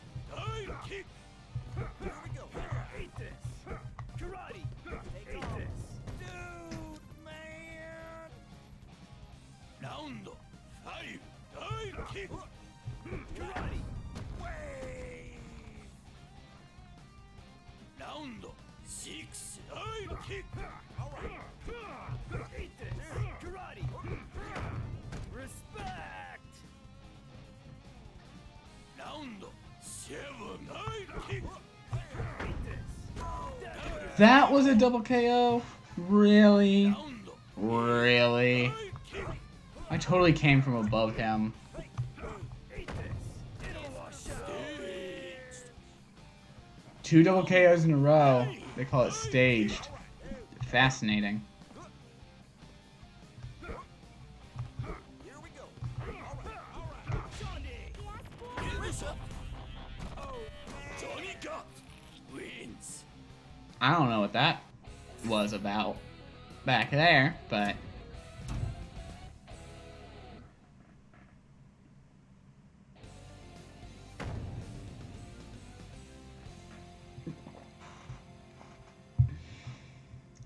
hope is the first step on the road to disappointment. Huh. Round one. Divekick. Hate this. Karate. Round two. Divekick. Why? I thought I'd be able to jump above her, but Round three. it didn't happen. She's annoying to fight. Get this up. Yo! Round four. Divekick. I was jumping backwards. Round five. Divekick. Karate. Round six. The angle that she comes at sucks. It's like impossible to get above her.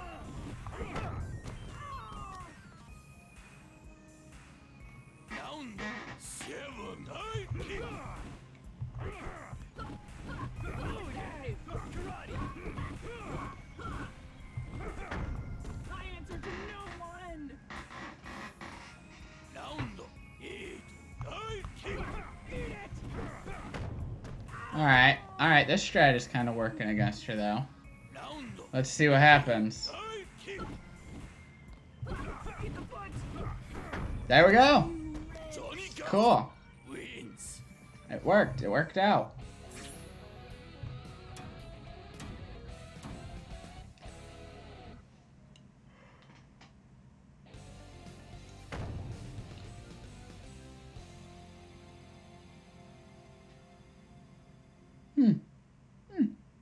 That's a good tip, Uncle Sensei. This is fucking crazy. Hey kid, how the hell do I even move around in here?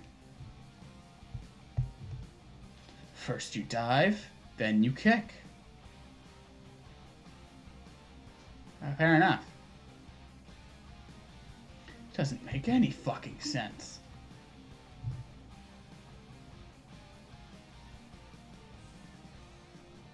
Yes, from above. Round 1. Dive kick.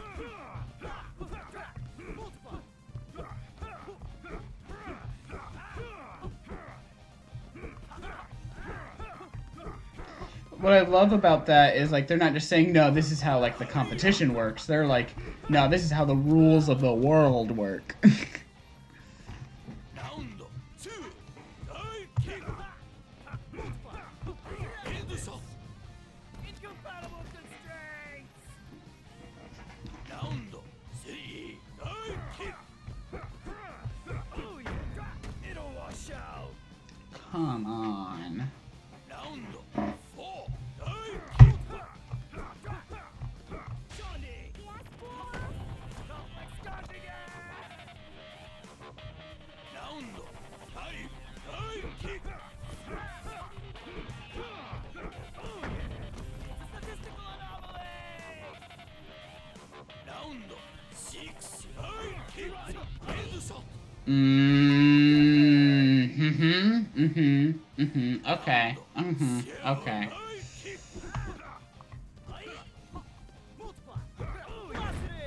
That's what I thought. Johnny Got wins.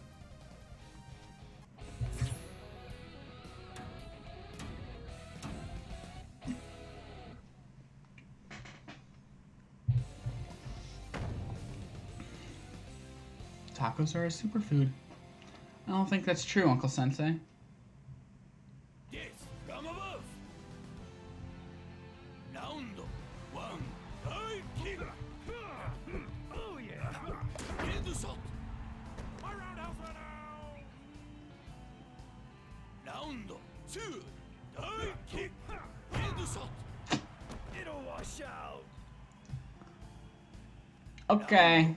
3. Dive kick.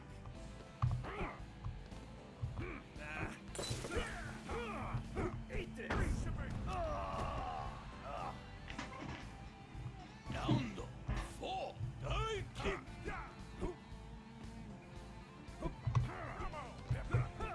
Oh yeah! Oh yeah! It'll wash out! Round 5. Dive. No! How did that count as a point for him? Oh yeah! That hurt! Round 6. Dive kick. I hate this guy. Wins. I hate this guy. Alright. Alright, well. I guess before we finish the dive kick, let's look at the other crossover character. Let's look at the fencer. Let's try the fencer. It'll be the pink fencer.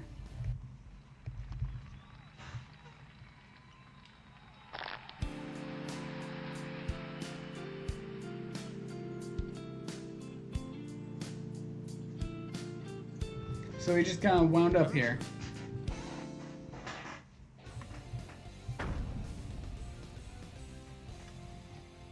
Make friends with top players, get carried to team tournament wins, profit. Fair enough. Round 1. Dive kick. People popcorn! Round 2. Dive kick. I don't know how the sword works. Is there something I can do with the sword, or am I just kind of holding it now? Did it become part of my hitbox? Like, if he hits the sword, will I get... Because that's just worse. Kenny, are you about to be a fraud? Fraud detection warning. Fraud detection warning. Round 5. Dive kick. Yeah, why not? Averted. Round 6. Dive kick. So I get knocked down and I lose the sword. Okay, I still don't know what the point of having the sword is, though.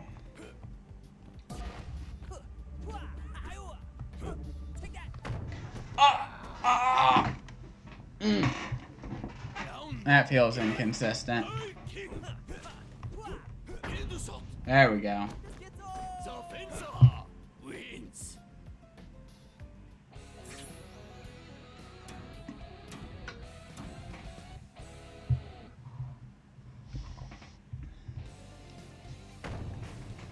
Hey, it's the crossover fight. Yes, from above. Round one. Divekick. It'll wash out. Round two. Divekick. Damn it. Perfecto. Round three. Divekick.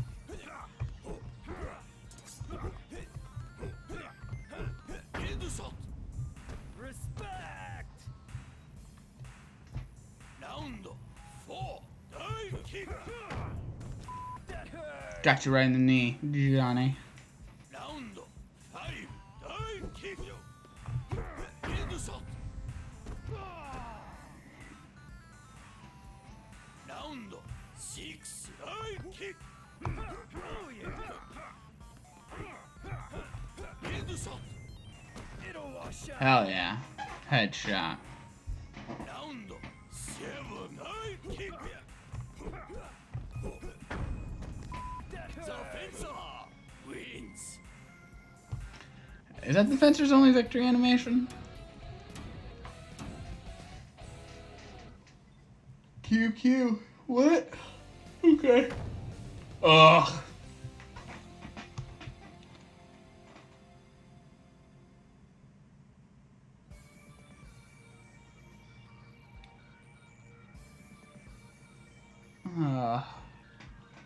Pixel graphics, Indie AF, take my money.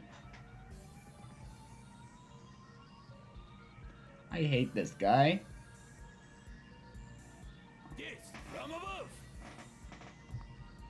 Round one. Divekick.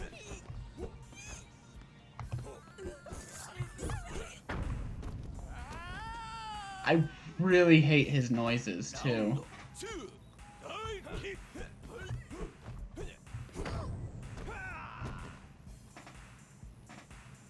Round three. Divekick.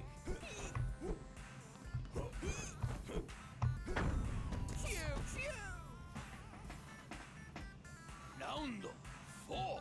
Divekick. Round five. Divekick.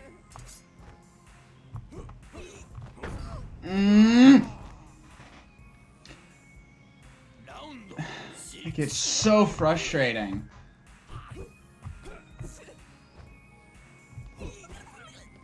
I hate your noises, dude. I totally jumped over him. Round seven. I hate you. I'm sorry, you. Stream wins. Give up. Did he just buffer? Was that like his move? Was buffering like his move? Because that's a bullshit move. That he could just come out of nowhere like that. And if that's not a move, and the game actually buffered like that, I'm not playing online and that shouldn't have happened. Either way, that was bullshit. I'm gonna get the next game set up. I know I have like 10 more minutes on the clock for this one or whatever, but I'm just gonna get the next game set up.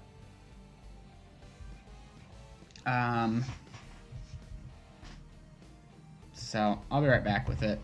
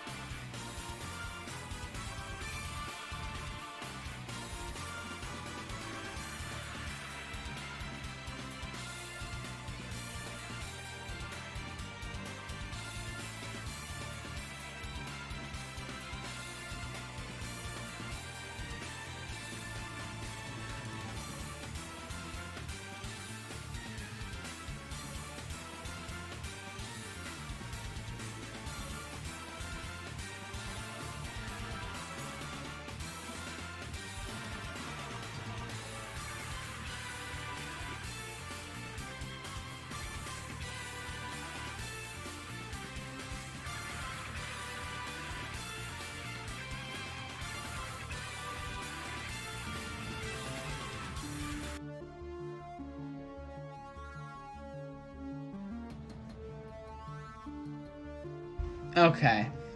Now I have to actually get it set up to the game. So... Oh, cool, cool, cool. This might be a bit of a challenge to make it work properly. Okay, yep, that's really big. And I don't have a lot of space to look at it. Cool. What? Okay, shrink it down.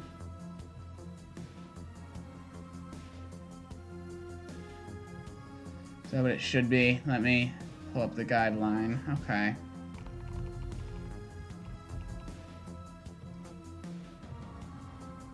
Okay, that looks good.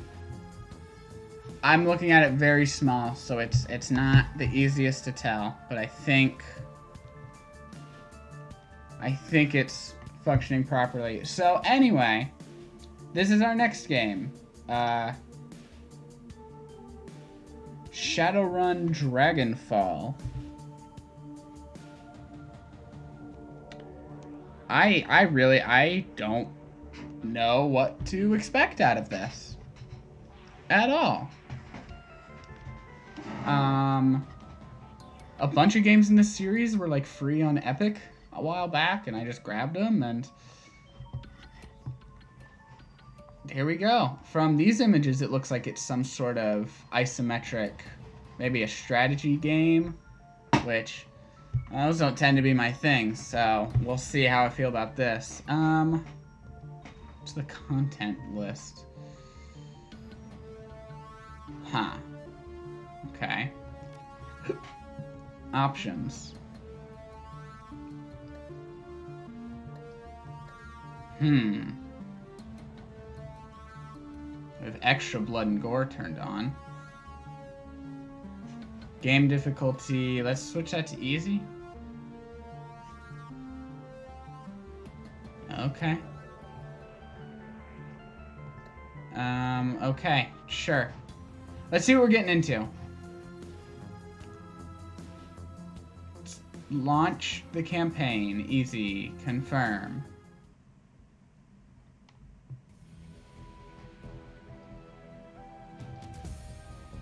Can pick a race. Human, elf, dwarf, orc, or troll. Let's go with orc. Street samurai, mage, decker, shaman, rigger, physical, adept. Street samurai sounds fun.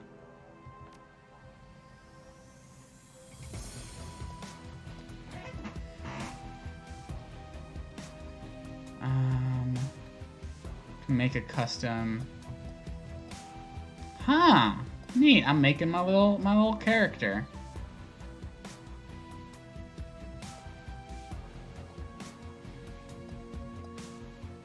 Let's look at my. Wow, man, that is small though. The character is small on there.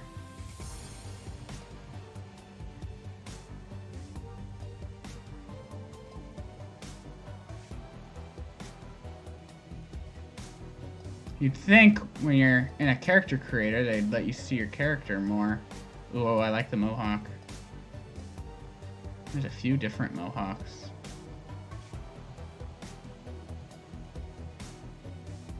Ooh.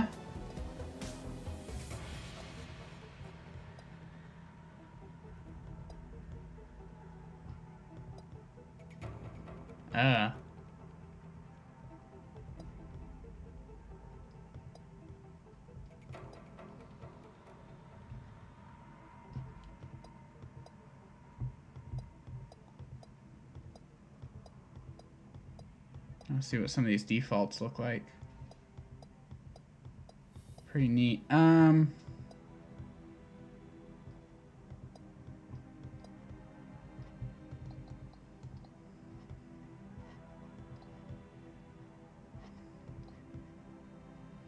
sure, let's go with the ponytail. Can we have pink hair? Absolutely, we can have pink hair. Actually, I'm not loving the ponytail. I like that. I like that. And we can't mess with these? That's so sad. What, I don't even know what this would... I guess that'd be beard color. But we can't... No horns? No horns? Ugh, fine. Continue to stats. Karma represents the experience characters earn while running the shadows and achieving goals. Karma is used to improve attributes and skills. An attribute or skill rating can be increased by spending karma equal to the next increment of that rating, thus improving your body from 4 to 5. Requires you to spend 5 karma points. You have some karma available now to customize your character. Sorry, I just want to double check that. Okay, that does have me. That it did change my category. Okay. Determines resistance. Okay, so body determines resistance to physical damage. I have 8 karma.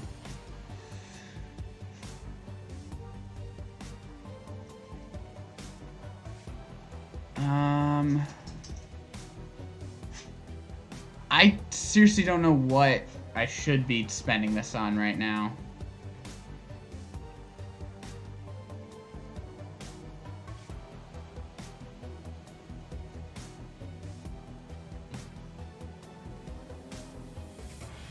Let's see, let's give myself some pistol, I guess.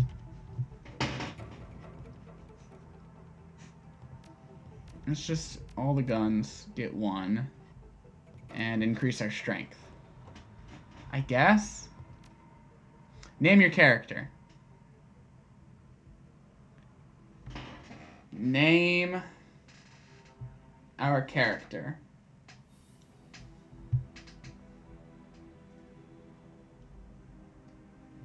Well, we do have a channel point reward for name a thing, if anyone would like to redeem that, but I'm gonna guess that's not gonna happen. So instead,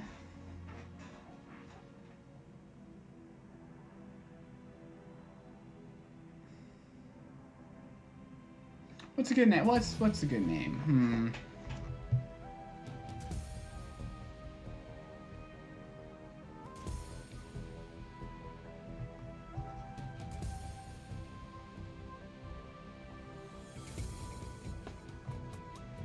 I'm trying to come up with a good name here for our character.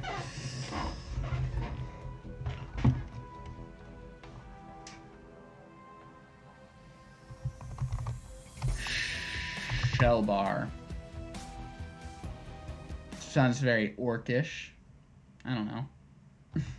I don't know.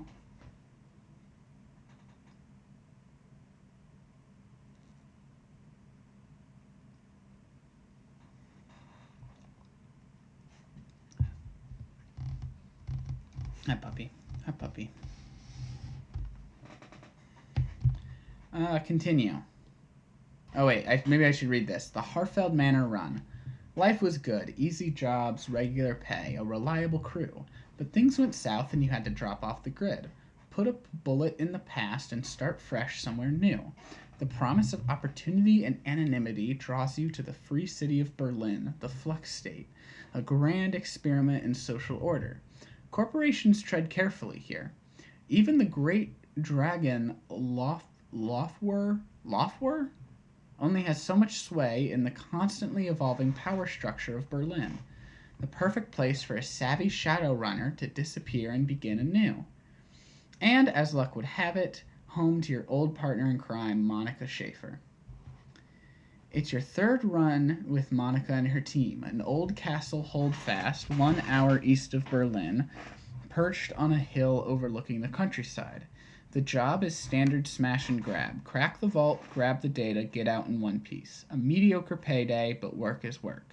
As the team gathers for Monica's pre-run briefing, you pause to take in your surroundings. Shall continue. So, the estate grounds are silent, save for the faint whistling of the wind. Your team gathers near a side entrance to the old castle holdfast, cloaked in darkness. The night is peaceful. You know it won't last. You know it for what it is, a pleasant illusion that will shatter at the sound of the first gunshot. Listen up, folks. Monica Schaefer. You ran with her back in the day. Watched her get her first data jack. Now she's your team leader, and a Dreck-hot Decker to boot. She's cute. We're on a tight timetable. I want to enter the estate, find the basement, open the data vault, extract the files, and bolt. 10 minutes, top to bottom. Trying to get home in time for worm talk, love? Dietrich, shaman, the old man of the team. He smiles at her, his facial tattoos writhing in the moonlight. Monica's eyes twinkle with mischief. Maybe.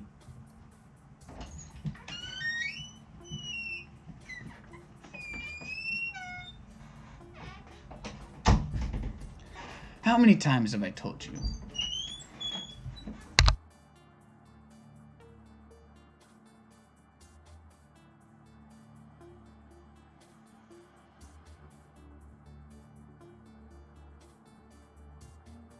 Sorry about that. Where were we? How many times have I told you? You can't trust anything that comes out of a dragon's mouth. That trid trash will rot your brain. She grins. It's educational. Besides, this should be a milk run. Oh, was I picking like what my... Oh wait, no. Oh wait, no, that actually does look like my character-ish.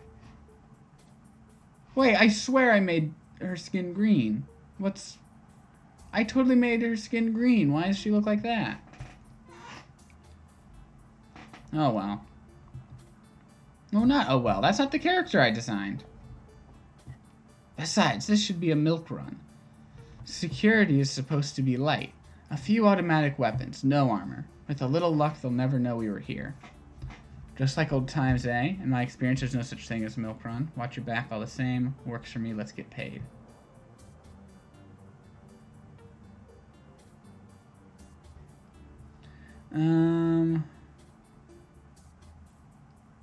I'll watch your back all the same. Monica's smile returns, more wistful this time. The moonlight catches her face at a strange angle. Just like old times, eh, Shellbar? Milk run or not, we should be careful. Glory, razor-clawed street samurai. Her voice is cold and neutral, her expression placid.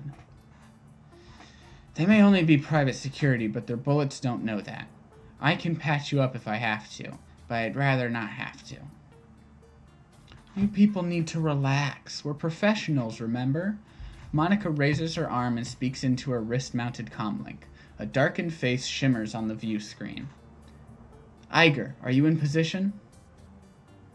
The comlink crackles, and the response comes back low and soft. Softer than you'd expect from a troll. Affirmative. The alarm lines have been cut, and I have a clear line of fire on the estate's service entrance. When you exit the building, the path will be clear. Excellent. Thank you, Iger. Just doing my job. Iger out. The comlink goes dark. Monica winks at you as she drops her arm. See? We're professionals. All right, people, enough chatter. Our client wants the data from the vault, so we get him the data from the vault. Quick, quiet, and quick. You said quick twice. She grins. Worm Talk is on tonight. Glory raises an eyebrow, slightly. I told you. It's educational. Alright, I'll grab my stuff. Your gear and some weapons lie in the back of the van. Grab a weapon, grab the rest of your kit. I'll grab a weapon. Grab the pistol, grab the SMG, grab the rifle, shotgun, throwing knives, machete. Pistol's probably the best choice, I imagine. Grab the rest of your kit. You grab your running gear from a worn duffel bag near the inventory. Leave the van.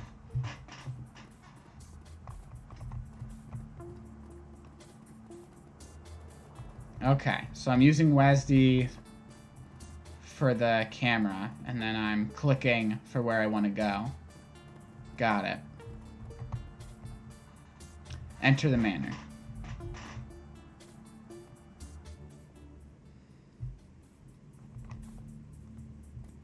Wait, can I interact with any of these things, or? No, those are just... Okay, no. That looked like I could maybe open that chest or something. Private museum. The owner of this estate must have money to burn. Ooh, let's look at that. Variety of remarkably well-preserved Slavic artifacts. Complete skeleton of a theropod dinosaur. Appears to be genuine.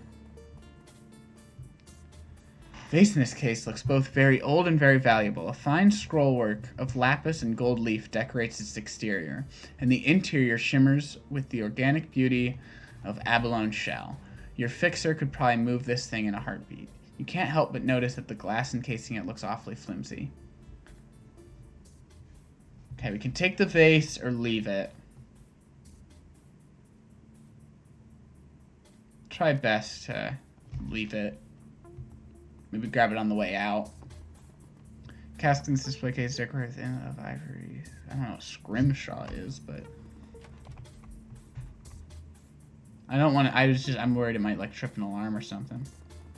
Intel says that the elevator should be to the north. So this would be north, wouldn't it?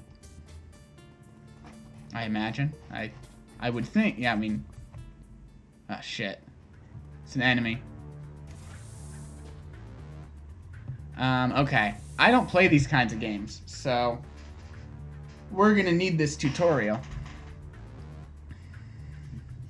You are now in turn-based combat mode. Each character on your team has an action pool. Spend these actions on movement, attacks, or using spells and items. Once your team's turn is complete, the enemy team will move and attack.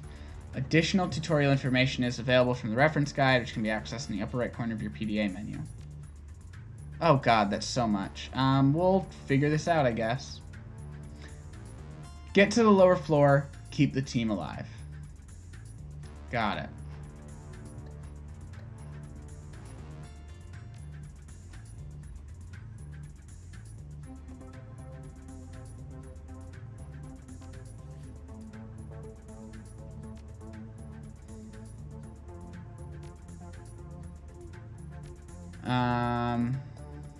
Oh, I know. See, it is green. It must have just been the lighting. And it's not green on the portrait.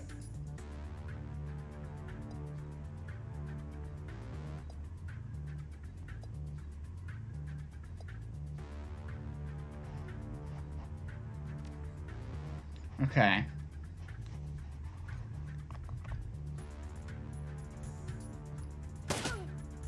Okay, cool.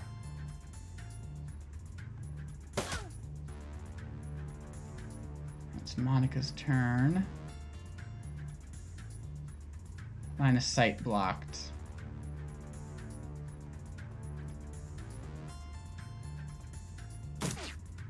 Missed. Missed? Does everyone keep missing?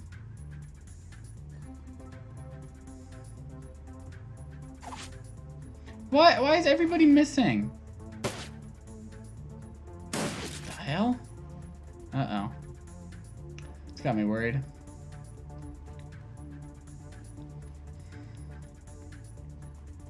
Oh man, keep discovering more and more enemies. Okay, it's our first level and we're on easy mode. So I don't think this will be too bad. Alright, it's one enemy down.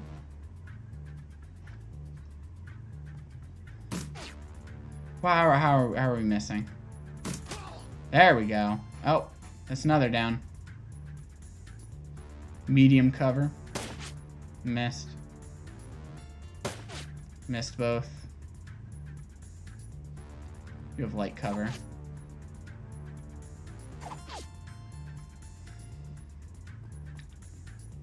Uh-oh.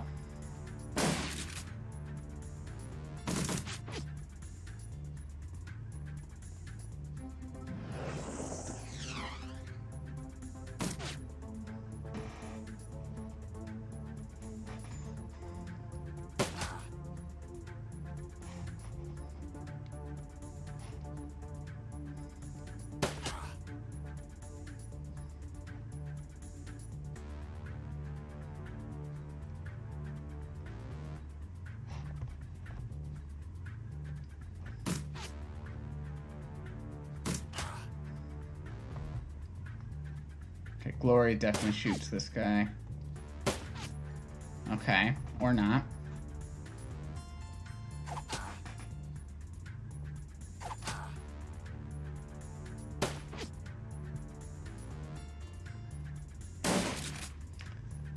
Ow.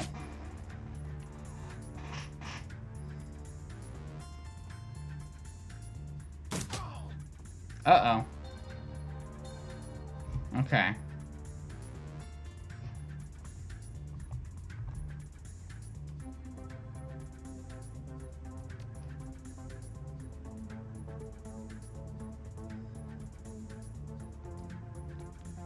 We'll first do that in there.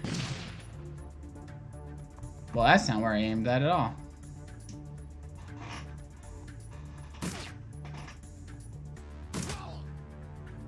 Alright.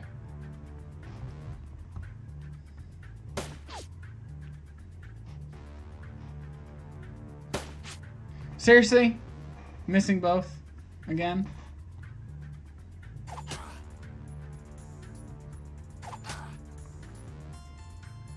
You are right out in the open there, Dietrich. It's not great. Okay.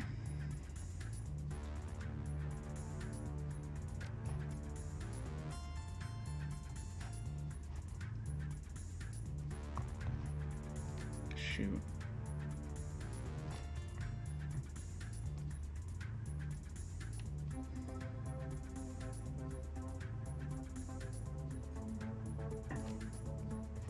Alright.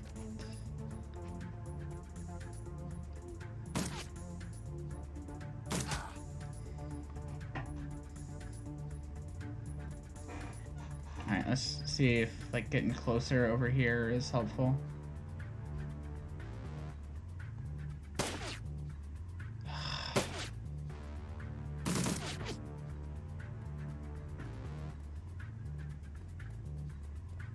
What are you doing?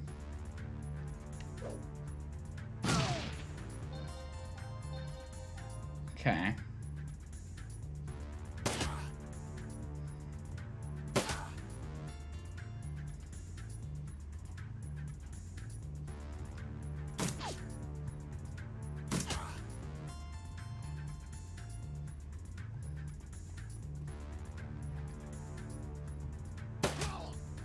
There we go.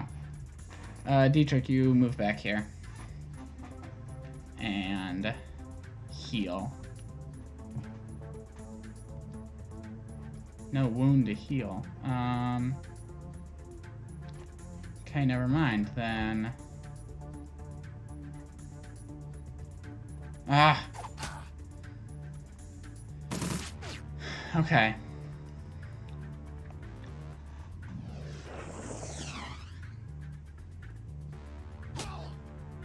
You've got to be kidding me right now. I'm mad.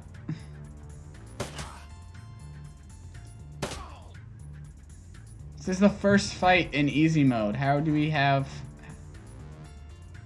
this with Dietrich over and over?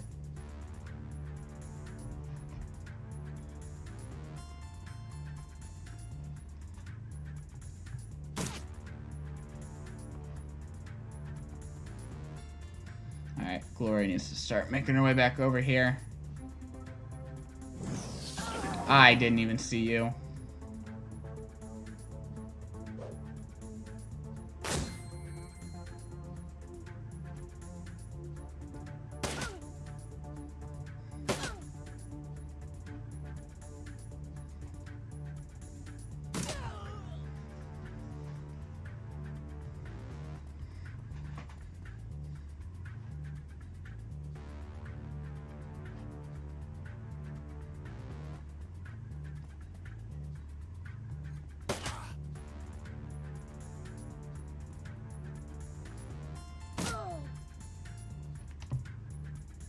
Out of ammo.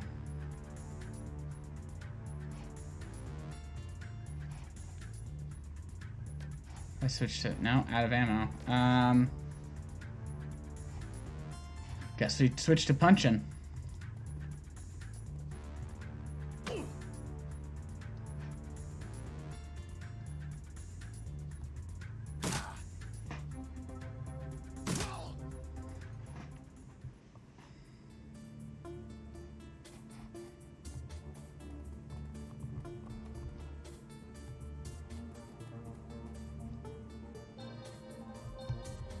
Okay. There was a door over here that I would like to look at.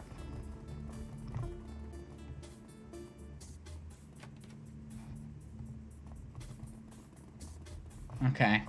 Oh, wait, terminal? Security alert response plan, Quebec 6. Matrix operations locked. HTR team responding. Okay. I don't have the skill to override that. Hey, Monica, you think you can crack this? Corner of her mouth lifts into a smirk. Step aside. Oh, and Shellbar, I've got to ask. Is the display on your TRID flashing 12 o'clock back home? Monica doesn't even bother jacking into the terminal. Her and her cyber deck remains slung over her shoulder. Her fingers flicker over the terminal's virtual keyboard, and a moment later a happy chime chirps out of the security node speakers. Bingo, doors open, let's go. Oh, that's open now? Okay, I guess we can look at this. Open, open, there we go. We can select a decker to jack in. Not sure I understand.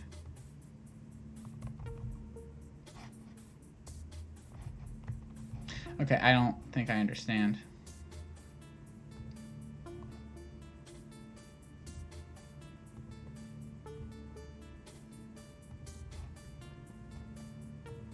Just get everyone in here. I don't know what's going on, why it's...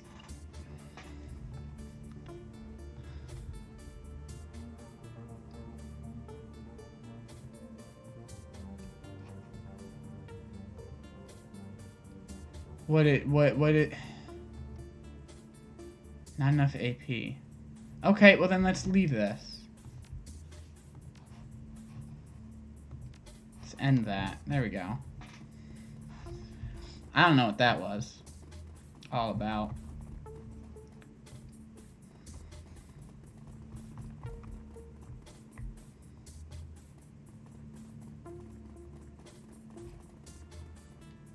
Let's just go get the elevator. Wait, I can't interact with that in any way? No? Okay, yep. Confirm.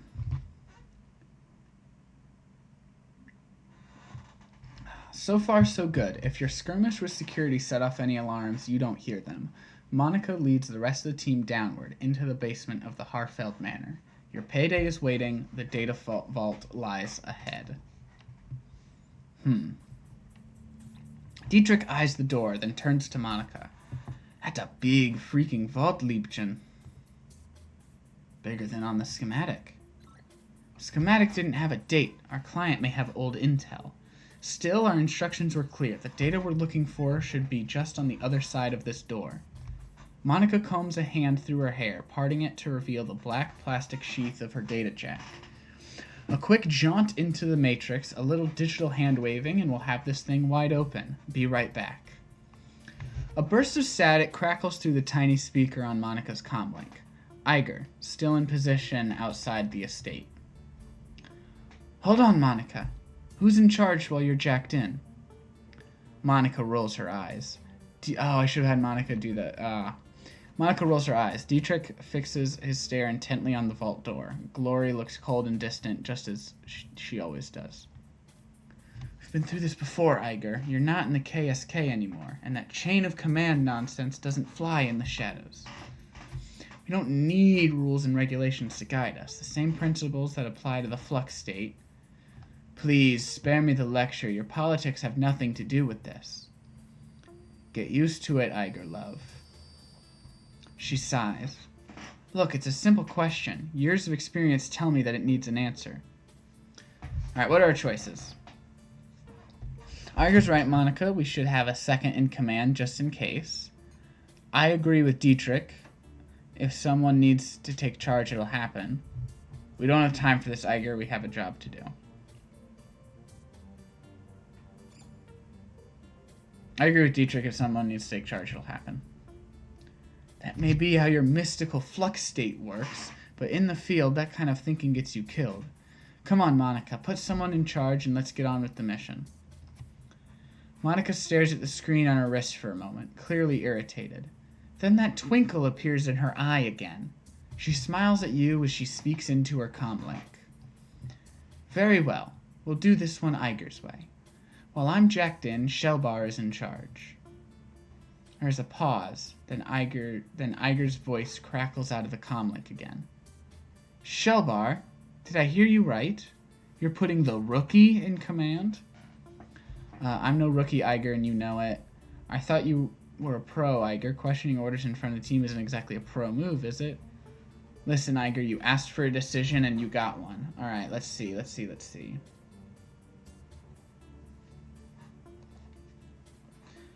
What should I say? I know it doesn't matter at all, but...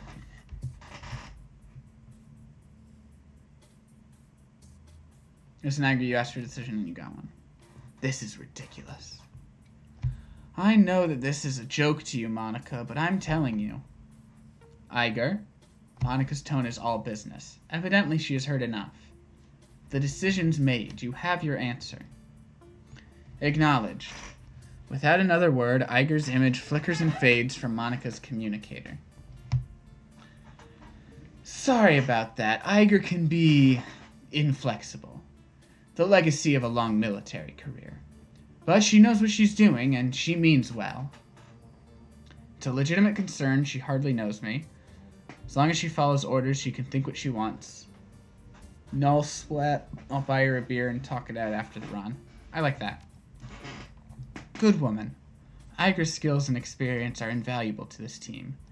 It would be good to have her on your side. Okay, enough chatter. Let's get this done. Monica turns towards the door, fingers poised on the controls of her cyber deck, then glances back at you with a grin. See you on the other side. Then she punches it, projecting her consciousness into cyberspace, her fingers harmonizing in the smooth, rhythmic staccato that only an expert decker can achieve.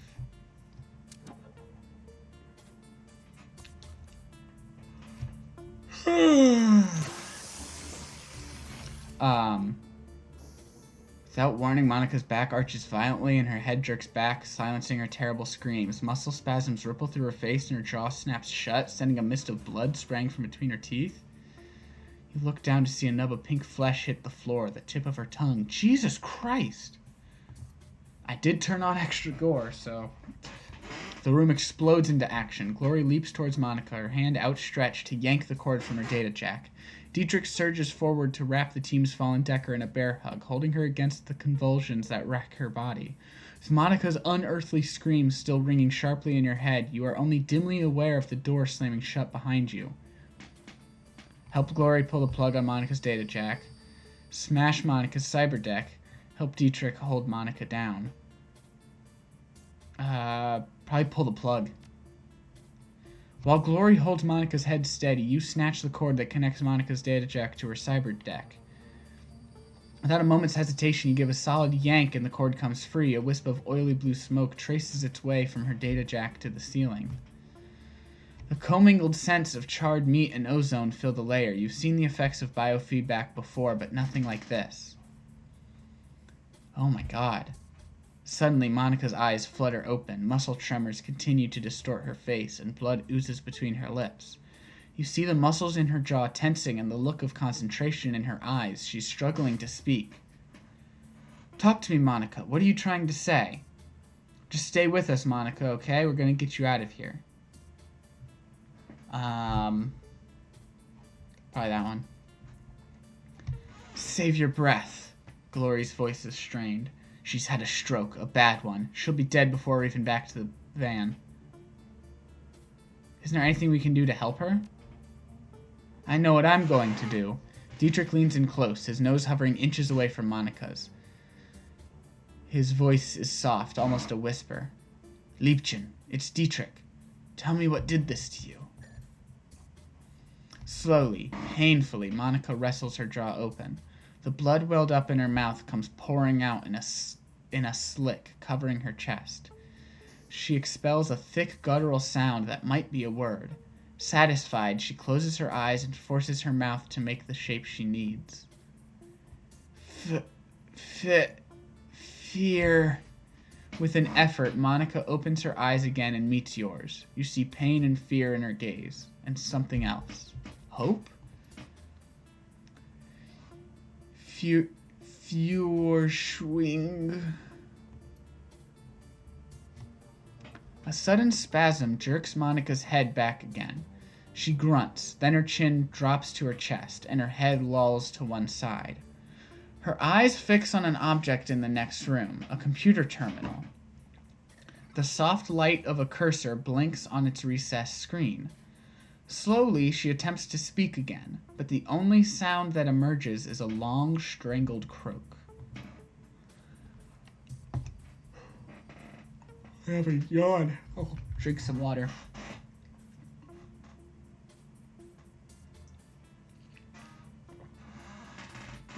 A look of resignation washes over Monica's face, and she stops fighting. Her gore-slick jaw goes slack, and she dies. Ah, damn. That sucks. So this clearly isn't a data vault. We need to get out of here fast. Oh, wait. I have ammo again. Ah, I missed the second one. Line of sight blocked. Let's head over here.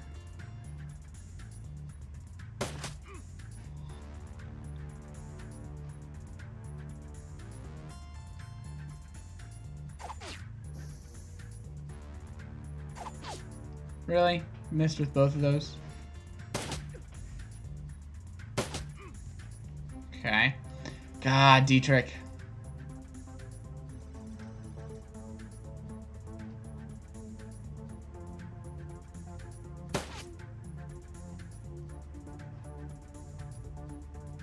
Gonna head over here.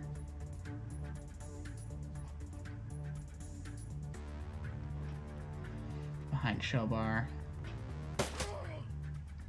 Okay.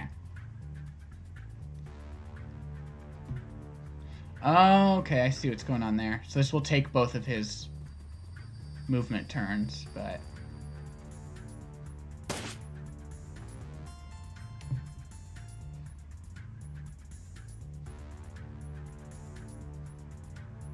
Line of sight blocked, you're kidding me.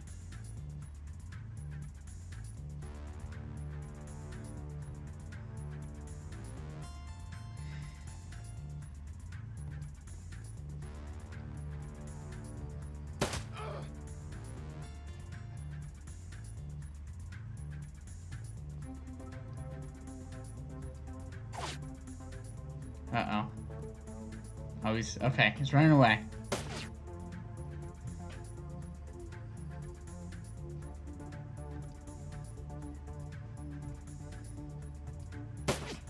Missed.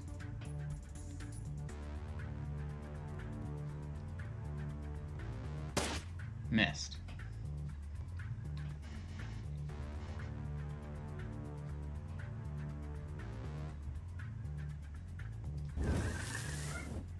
What's that? Summoned a spirit. That's... Never seen that before.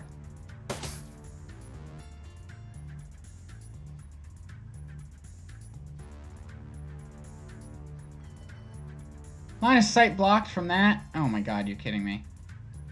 Alright, well that was dumb. Move over here.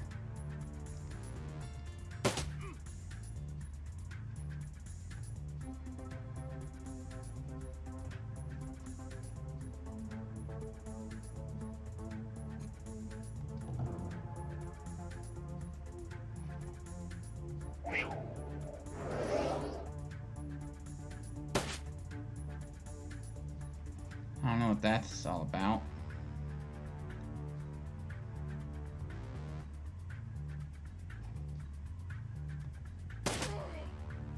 All right.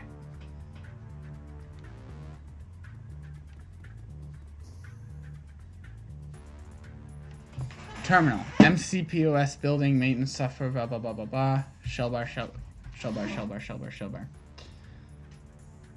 This terminal's printing your name out over and over again, Shellbar. You better get over here.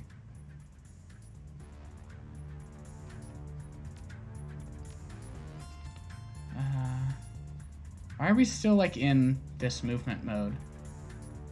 I have to wonder.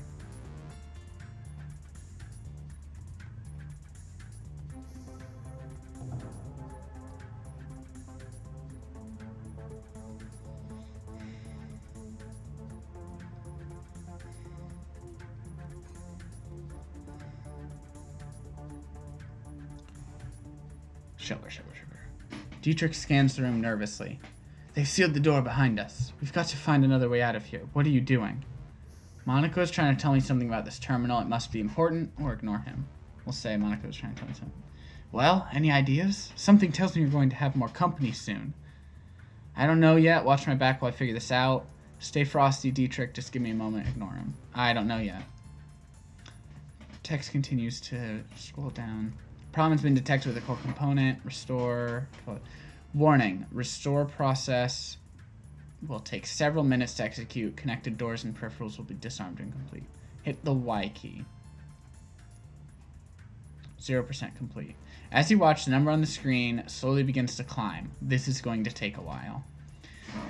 You glance down at a second screen to see that the facility is on high alert. In place of a simple data vault, it seems you've stumbled upon some kind of massive underground complex. A map of the holdfast grounds indicates that security forces are en route from multiple angles. The doors currently being rebooted by the system's restore process are flashing a dull red. If you're reading this display correctly, the only exit from this room is the holdfast's old servants' entrance on the western side of the building. At that moment, Iger's image winks onto your comlink with a crackling sound. The image is grainy, flickering in and out.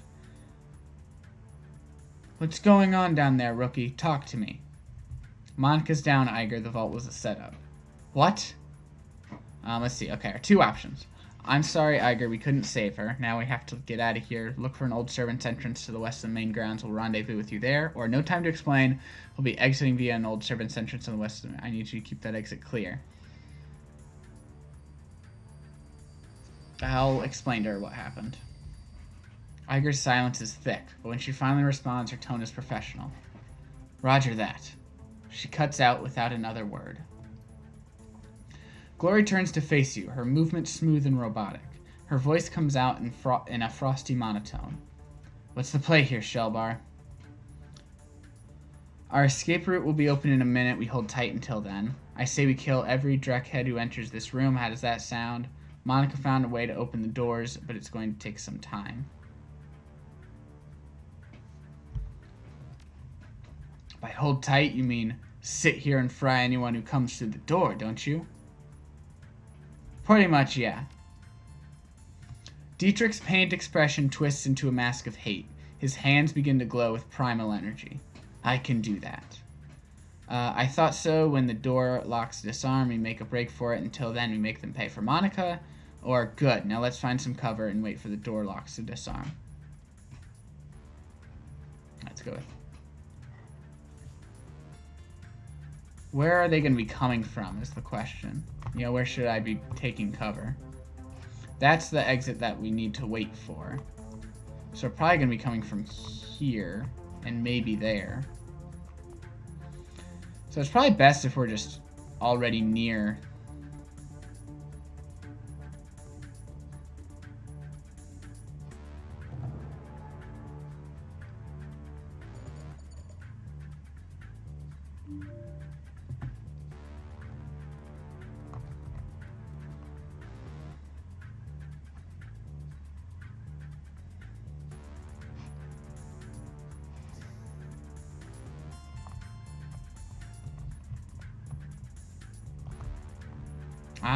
I think I'm happy with the cover that we have. Survived for 9 turns. I'm going to end this turn.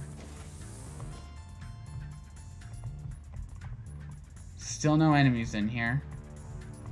So I'll end this turn again. Actually, let's give that to Dietrich. And then we'll end the turn.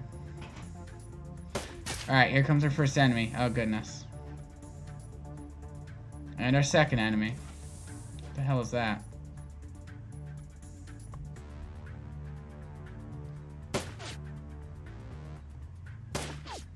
Really? We missed that? Line of sight blocked.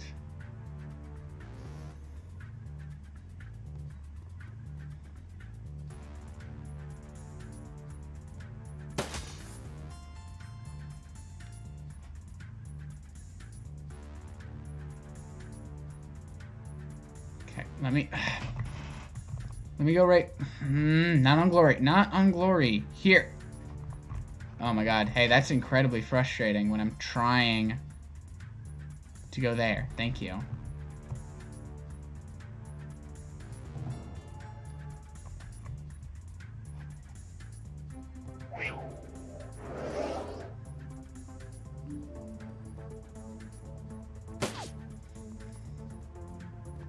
Oh, hello. Oh, hello. More enemies. Oh, hello. Just coming from every direction.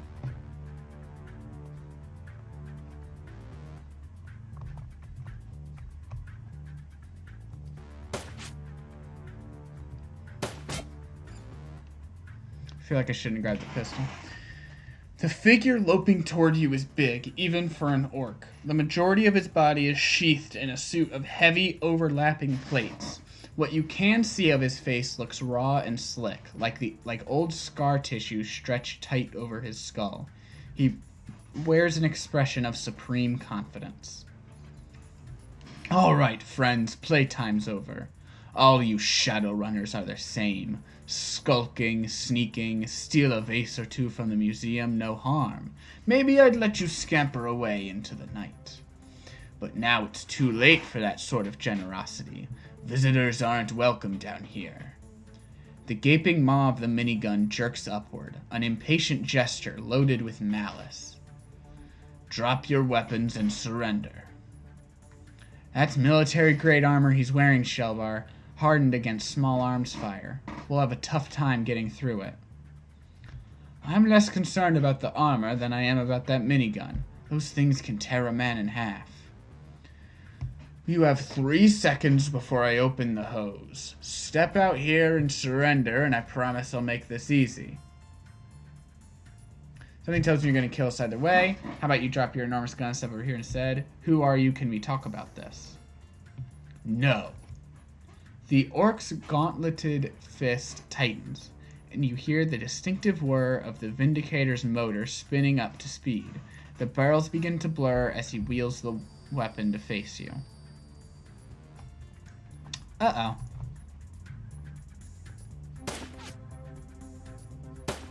Cool. Missed on both.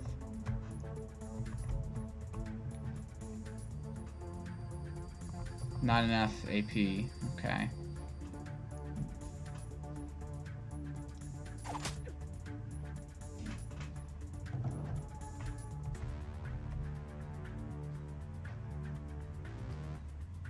Alright.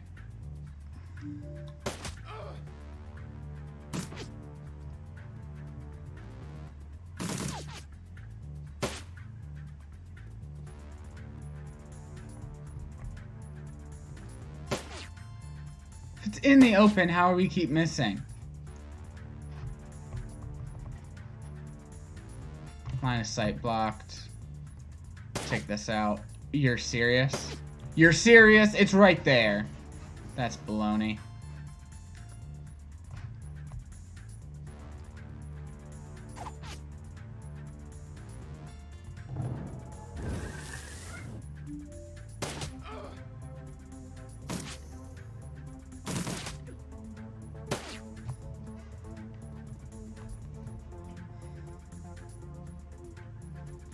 Is the spirit leaving? Oh no, it did its own thing that I didn't tell it to.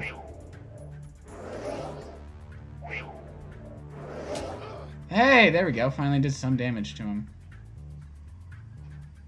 I don't think I can do damage to that, so... corner. Line of sight blocked, line of sight blocked. Line of sight blocked. I think it's best to move, maybe.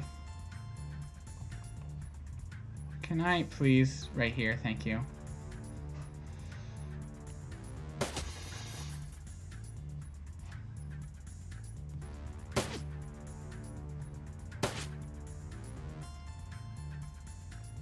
Heavy cover, no.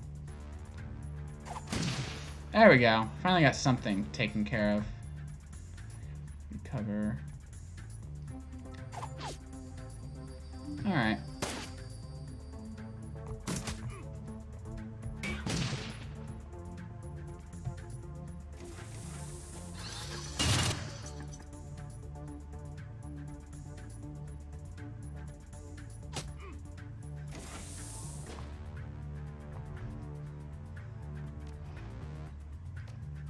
Give that to Dietrich.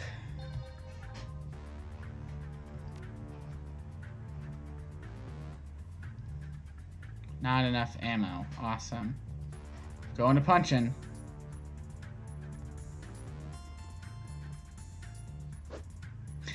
You missed the punch?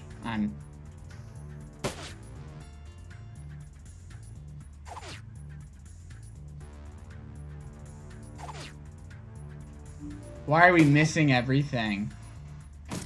It's ridiculous.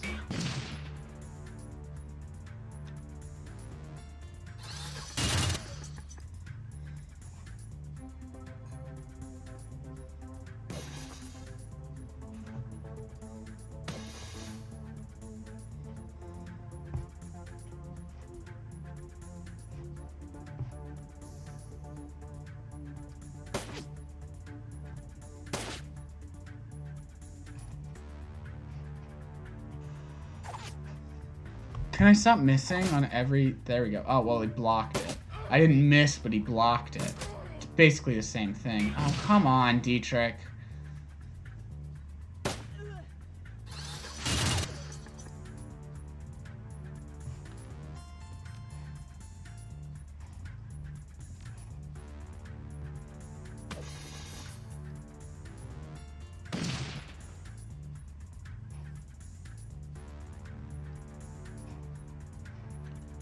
Ammo.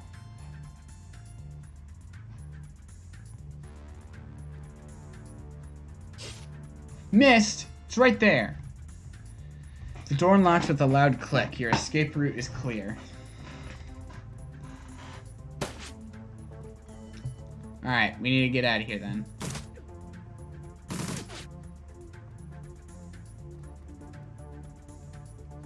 Open door.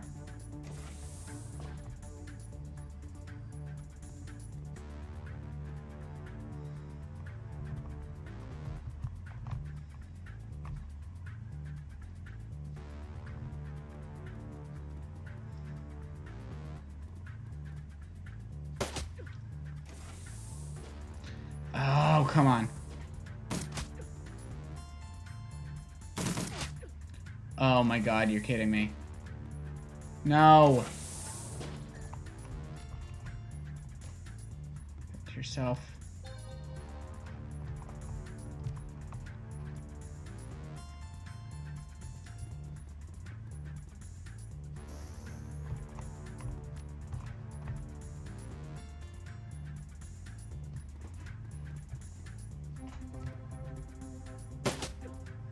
You gotta be kidding me.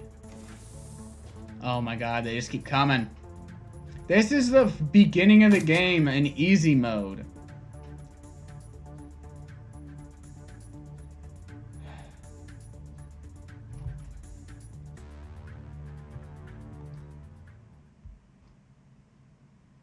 Load last save, I guess. Tell me that auto save, please. Well, what the heck?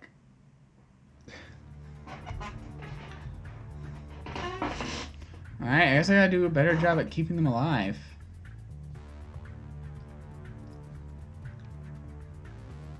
So actually, maybe I should, like, start with healing up Dietrich here. What are his stats?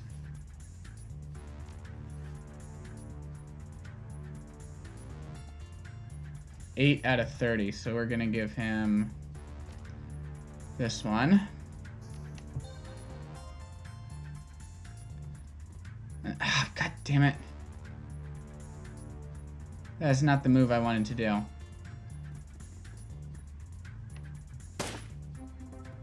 Okay, good. Missed. Good.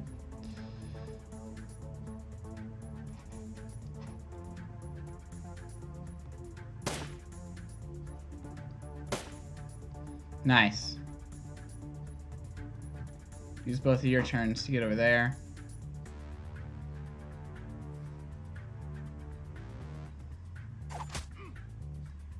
Got him through the heavy cover. Nice.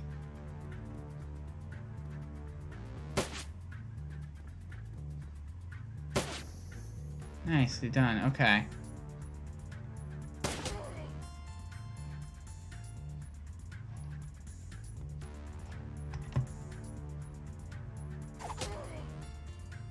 Okay.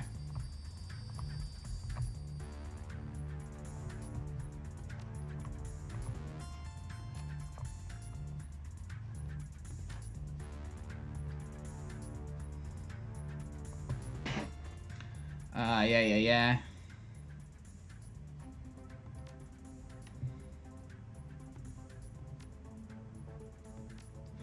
Went through all this already.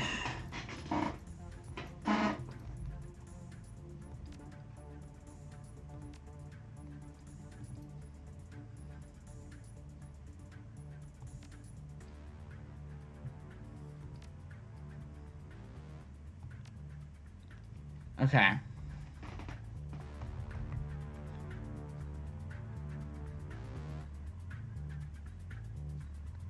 So I think from over here is going to be the best place for us to hunker down.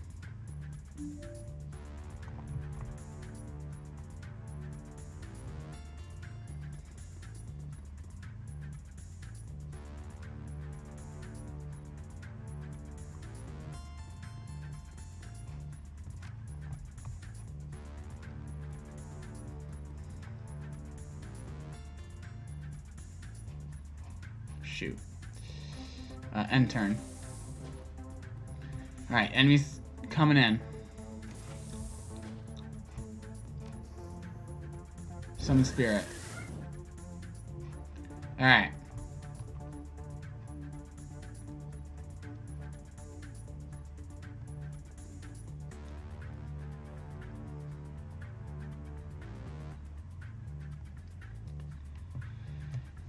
Each of you is gonna just take a different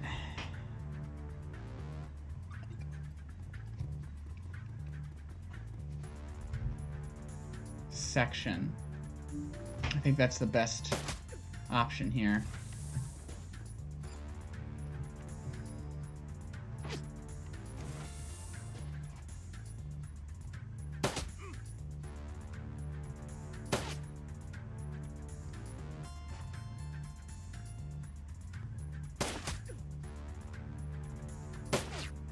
Missed. Okay.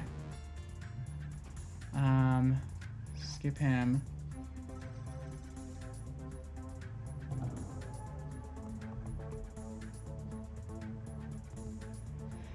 Duck you back there.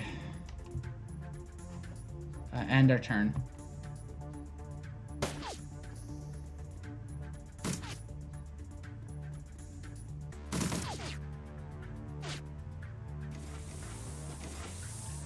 Okay. Okay, missed both of those. Cool.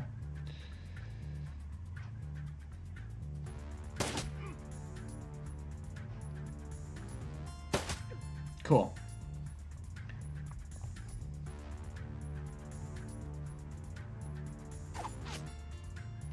Awesome.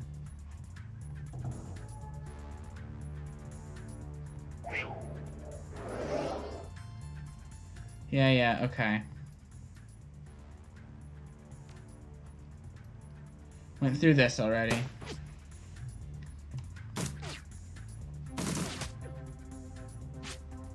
Okay.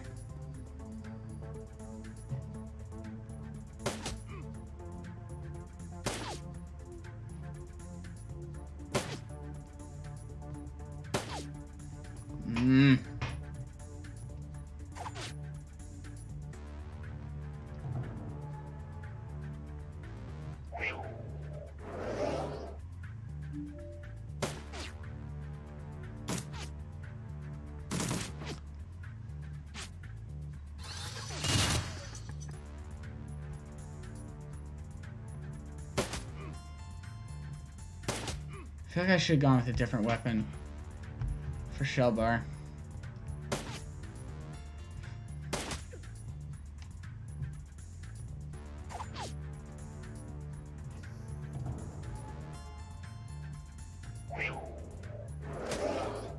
There we go. There we go. Some damage.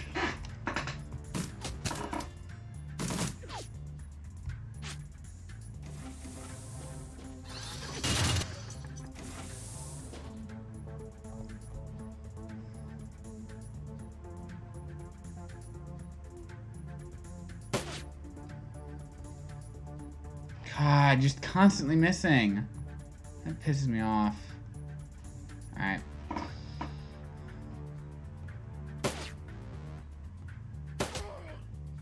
There we go.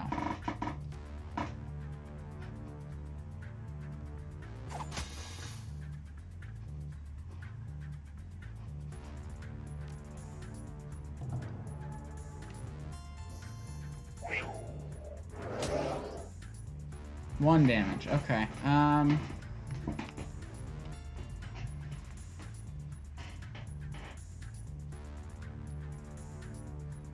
Right here.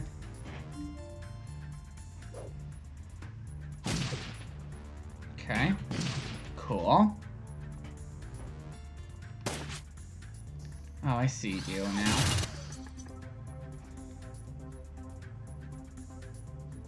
Alright, we only have punches for shell bar now, so probably best to just hang out over here.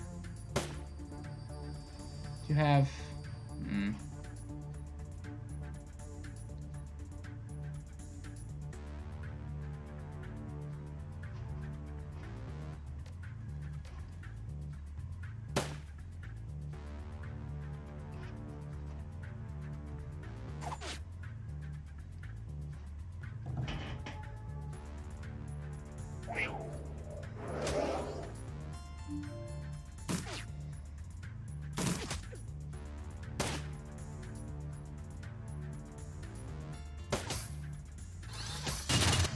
God. Okay. Cool. There we go. You're done.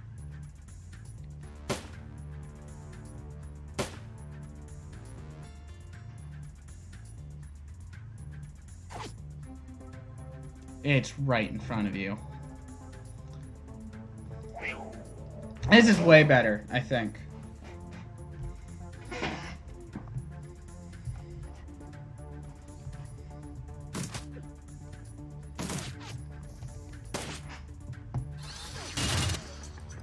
All right.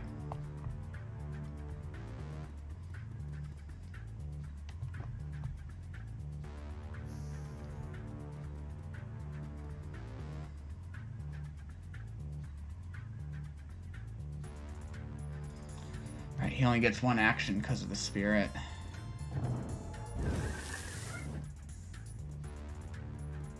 Did it escape this time?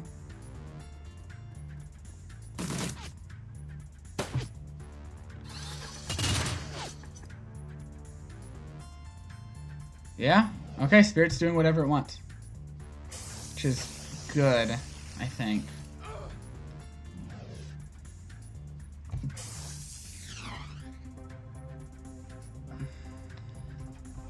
Okay.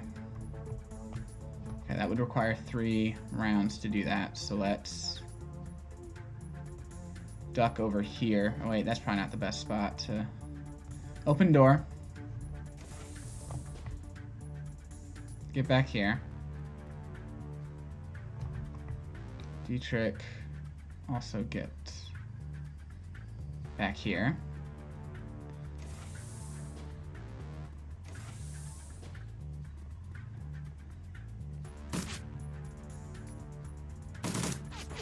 Okay.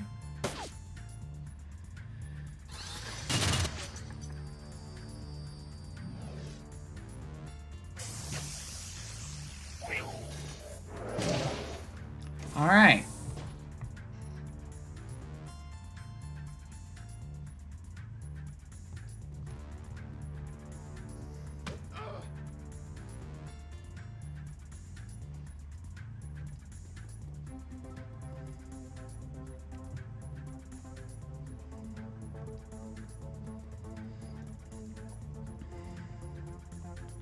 Alright.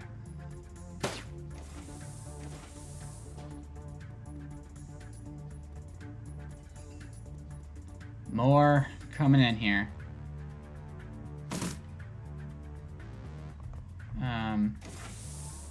Okay. Yep, just get her to leave.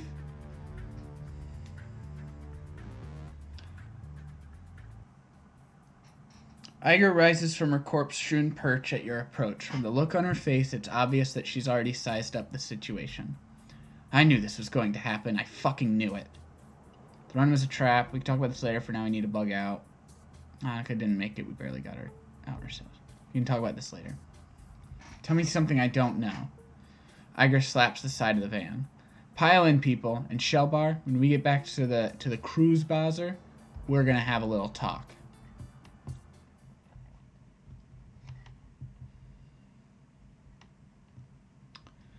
Kreuzberg, home to nearly half a billion people, and, until very recently, Monica Schaefer. Once a melting pot of cultural diversity, it's now a chaotic mess of wealth and poverty, crime and commerce, anarchy and control. It's also home to your own little slice of Berlin, a neighborhood that locals call the Cruise Bazaar. A safe port in the eye of a storm. The ride back to Cruise Bazaar is quiet. No one is in a talking mood. As the van veers past potholes and garbage piles, the glare of street lights and neon signs plays across your window, painting the world in a kaleidoscope of garish colors. Soon the van rounds a corner and skids to a halt in a narrow, crumbling alley. This is as far as Berlin's chaotic streets will take you. Your team wordlessly debarks the vehicle and climbs down into a disused section of the U-Bahn tunnel system, a well-kept secret, providing your team safe passage into the Cruise Bazaar. Your safe house waits on the other side. I'm going to take a bathroom break, and then we can see what the Cruise Bazaar has to offer. I'll be right back.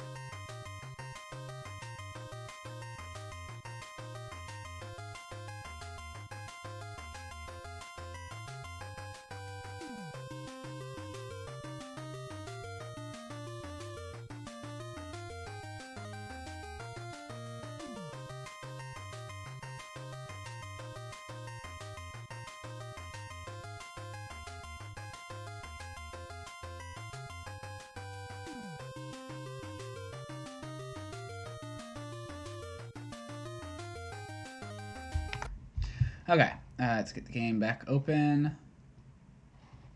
There we go. Okay. Continue.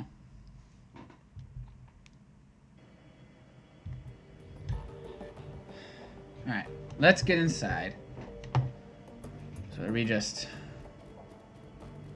Can't happen fast enough, love. The sooner we get in, the sooner I can get drunk.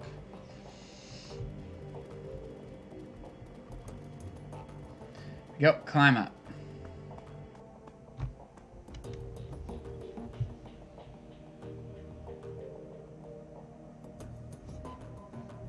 Let's talk to Paul.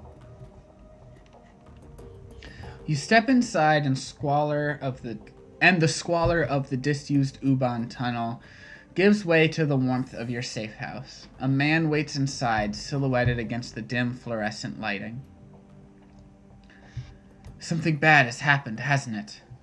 He steps forward, revealing a pale and expressionless face. Light glinting off of steel-rimmed glasses. Paul Amsel, your team's fixer and landlord. Part deal maker, part information broker, one of the most well-connected men in Berlin. His eyes sweep across the team as he takes it all in. The grim faces, the hard stares, Iger's fury, Monica's absence. I had a feeling. How did she... His face has gone ashen. He swallows. Takes a moment to chew on the words before spitting them out. How did it happen? Something in the vault security system got her while she was jacked in. It was over in an instant. The run was a setup. 1 minute she was cracking the safe, the next she was on the ground screaming. Let's say the first one. I've seen Monica hit Black IC before. This was something worse. Glory nods, her motions robotic and spare. Monica died of a biofeedback-induced stroke. That's right. Iger thrusts a gloved finger into your chest. And this idiot stood by and let it happen. Brush your finger aside. That's bullshit, Iger. You weren't even in the room. Shove her hand away. Poke me again. I dare you. Ignore it. Let it happen. That's not ignoring it. That's... Let it happen. She jacked in, she screamed, and she seized. By the time we saw she was in trouble, it was already too late. I'm going to say that's bullshit, Iger. You weren't even in the room. No, I wasn't there. And that's exactly the problem. If I'd been in your place, Monica would still be alive and with us. Instead, I left her with you, and now my friend is a corpse in a basement. Look, Iger, Shellbar's right. You weren't stuck in that basement with us. You don't know how things went down in there. So do us all a favor and shut it down, okay? Shut it down? Fuck that. Iger turns to face Dietrich. She towers over him, but he stands his ground. I respect you, Dietrich. You know that. But you don't have my training. None of you have. Monica was good. She was the best, right? But she was also overconfident. She treated the job like it was a game. Do that long enough and you're gonna get burned. Iger turns her focus back to you. If you'd been paying attention, you'd have figured all of this out on your own by now. You'd have known that Monica needed watching as much as that door. Enough, Iger. Amsel's voice is hoarse, his expression blank. Enough. Iger pushes ahead, heedless of the interruption. Her voice remains measured, but there's fire in her eyes. How many seconds passed between Monica's first convulsion and her plug getting pulled? 4? 5? Do you know how much damage biofeedback can do to a Decker's brain in 5 seconds? Iger, You don't have to answer that. Of course you know. Monica died while you stood there and watched. And this is all your That is enough! Amsel's voice comes out in a roar, and his fist smashes down on the desk behind him. Iger, you and Shellbar can have it out later, but I've had enough. We need to talk action. Our client sent you into something much bigger than he'd led us to believe. I want to know why. Right there with you. This was supposed to be a milk run. Payback isn't the only reason why we need to find him. We saw something back there. Something we weren't supposed to see. It's fair to assume that we're all still in danger. He pauses, rubs his temples. Agreed. And to neutralize that danger, we need to know who we are dealing with. Let us review the events that transpired tonight. The smallest detail could be important, so hold nothing back. The estate was just a front for whatever was going on in the basement. After everything went to hell, we were confronted by an orc in military-grade armor. Monica lived long enough to say a name. Feuerschwinga. Feuerschwinga. That's how you pronounce it. Feuer. It's probably Feuer.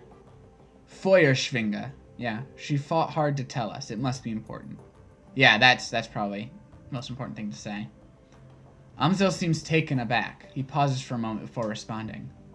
The Fire Wing. This is unexpected. You'll have to forgive me. This brings back many unpleasant memories. Glory raises an eyebrow. The Fire Wing? The most terrible of the great dragons. There are those who would disagree, but they never experienced the terror of living in her shadow. He glances at Glory. You are far too young to remember her, of course, but for Germans of my generation, the name Feuerschwinga is synonymous with chaos, destruction, and death. The dragons of today are subtle creatures, full of patience and guile. Feuerschwinga was not. After her awakening, she went on a 4-month rampage that claimed tens of thousands of lives. Amzel takes a deep breath, slowly releases it. There is a haunted look in his eyes. Those were dark days. Countless men, women, and children were slaughtered, roasted alive in their homes by a creature of legend. No hope for salvation, and no end in sight. It was a horror that you cannot begin to understand. What stopped her? I can't imagine that a rampaging dragon would just go away on its own. Eventually, the Fire Wing was brought down by a man named Dr. Adrian Vauclair. Well, with the help of the Luftwaffe, of course. But it was experimental weapons designed by Dr. Vauclair that finally pierced her hide. She fell in a hail of bullets and rocket fire and crashed down in the radioactive wasteland of the SOX. This event was called the Dragonfall. Roll credits! Dang, that was a short game. Safe at last from the dragon's wrath, Germany celebrated Vauclair as a hero. Our own Siegfried, a modern-day dragon slayer. My own family practically worshipped the man. Got a little too into the accent there. If the Dragonfall was as important an event as you make it out to be, I'm surprised that I've never heard of it. Those early years of the awakening were traumatic, Iger, not just on a national level, but on a global scale. New species of awakened animals were being discovered daily. Within 2 years of the Dragonfall, the active use of magic had returned to the world, a new source of terror for a bewildered public. And in 2021, the sudden emergence of orcs and trolls gave rise to yet another wave of global panic. Ah, shit, we're getting orcs and trolls this year?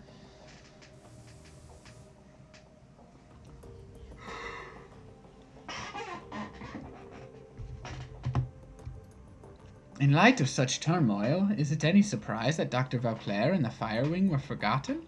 Dragons were yesterday's news. He rubs his temples. Again, all of this happened decades ago. To the best of my knowledge, the story of Feuerschwinga is a bit of historical trivia and nothing more. Alright, so Monica spent her dying breath trying to tell us about a long-dead dragon. Iger sweeps her eyes across the group, searching for a glimmer of insight. Finally, she gives up. Any ideas as to why?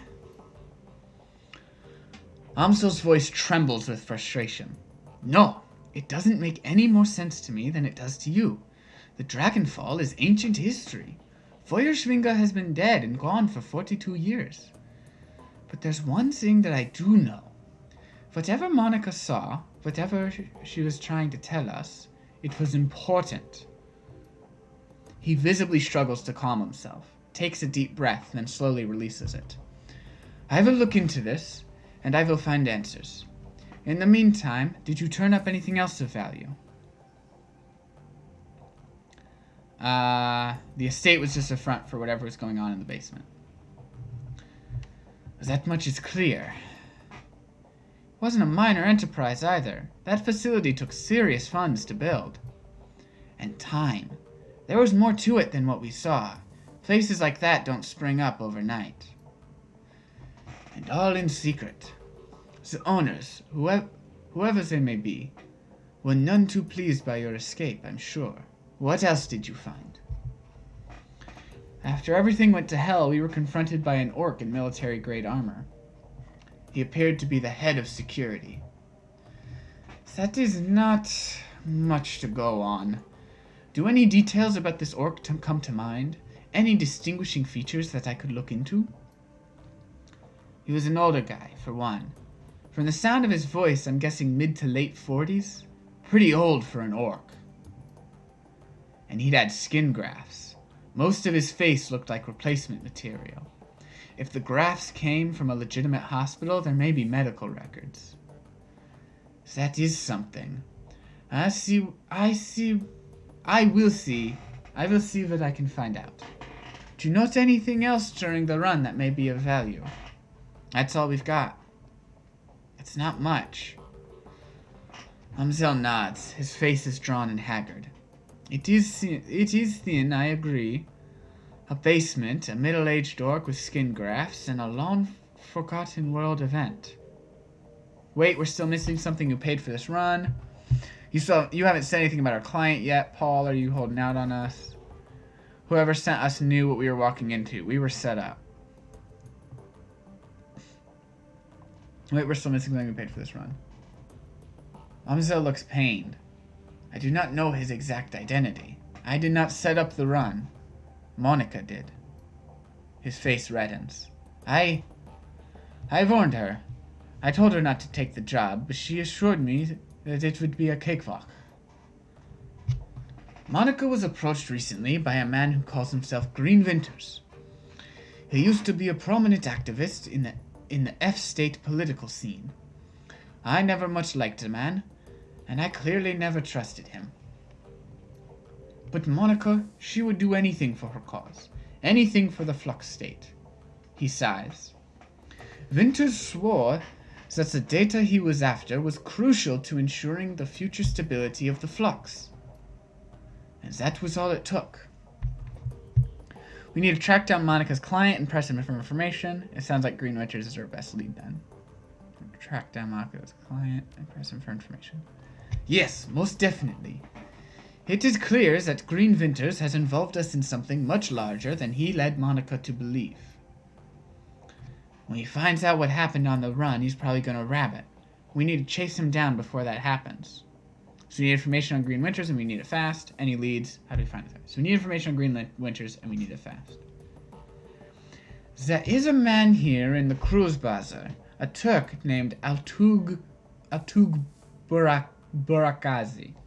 Barakazi? He owns a little Soykov shop just down the way called Cafe Kazve. This man is also a purveyor of information. I have done business with him from time to time. And you think he would know something about Green Winters? Amsel nods. When I discovered Monica's renewed association with Green Winters, I contacted Altug. One of his people has been keeping tabs on Winters ever since. As I said, I did not trust the man. For good reason, it would seem. I'll talk to Altug and see what he knows about Green Winters. Pragmatic sounds like it's about time I pay Altug a visit. Best to be cautious in our line of work. Should I go meet with Altug then? I'll go with the first one. Very well. Tell him I sent you. I will do what I can to dig into the information that you've uncovered already, sparse as though it may be.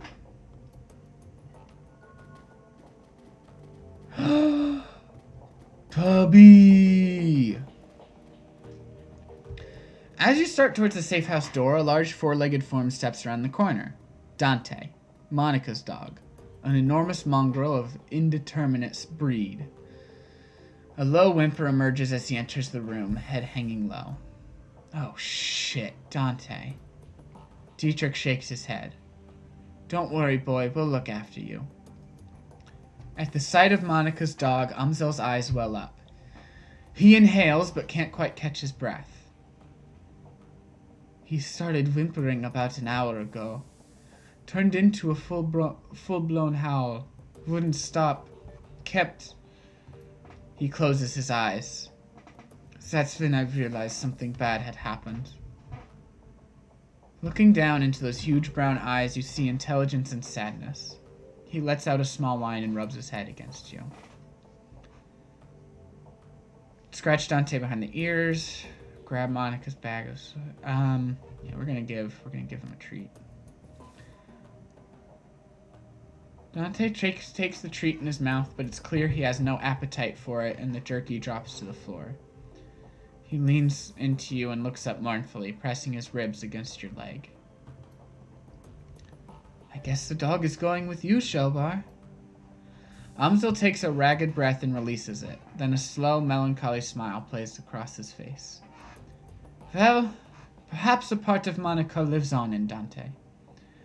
Return to the safe house when you're finished with Altug, mein Freunden. With a little luck, he can help us locate Green Winters, and we can get to the bottom of this. He stares at the floor. And now, I think we should all take a moment. His lips tighten. For Monica. I am really into the story here so far, but it's just the gameplay is holding me back. This is not my preferred style of game. Here, I need to get going with some spend some karma. What do we use this on?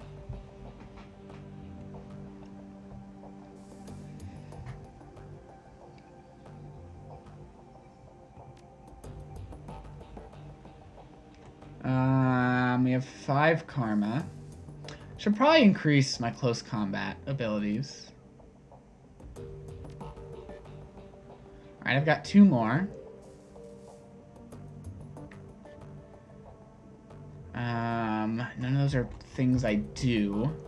I can use those for guns. Let's put it on shotgun. Yeah. Okay. What does Dietrich have to say? Dietrich turns his head at your approach. His aging face is traced with a network of faint scars, the legacy of too many fights over too many years. While he still retains a degree of strength and vigor, it's obvious that the shaman you see today is a shadow of his former self. Despite all of this, there's still an aura of power surrounding the man. He raises his bottle, offering it to you. Shelbar, welcome.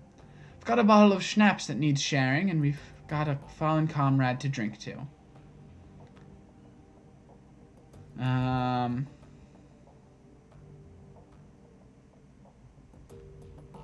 To Monica. The liquor in the bottle is crystal clear. As you raise it, you catch an intoxicating whiff of cloves and caramel. It tastes of sweet corn and walnuts with a lingering aftertaste of buttery toffee. You swallow a swig, then return the bottle to Dietrich's outstretched hand. He takes a long pull on the bottle, then locks eyes with you. Let me ask you a question, Shelbar. What made you choose to come to Berlin? Why do you want to know? I had my reasons. I'd rather not talk about it. Nothing in particular. No time for a long conversation. I just want to pay my respects to Monica. I had my reasons. Such as? Come on, boss. I'm just trying to figure out who I'm working with here. I think I deserve to know that much.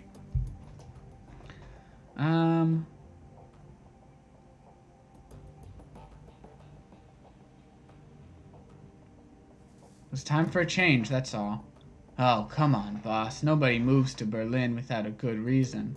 It's happening here in Berlin especially. I felt the need to be part of it. Somebody does. You're looking at her. If you must know, I came back for Monica. Well then, I'm sorry for your loss. Even sorrier, I mean, if a man can be such a thing. A look of profound sadness crosses Dietrich's face, and he takes another long swig on his bottle. Ah, yes, Monica. Dietrich raises his bottle again, then closes his eyes and takes a long drink. After the moment has passed, he returns his attention to you. It all comes back to our girl, doesn't it? So let me ask you, just what was your relationship with Monica anyway? I know that you two knew each other way back, but she was pretty coy about these things. We're treading into dangerously personal territory here. Are we? Sorry about that. Never been much for boundaries. All the same, I'd like it if you'd tell me. Dietrich shrugs. I always intended to get to know Monica better, but it's too late to ask her in person.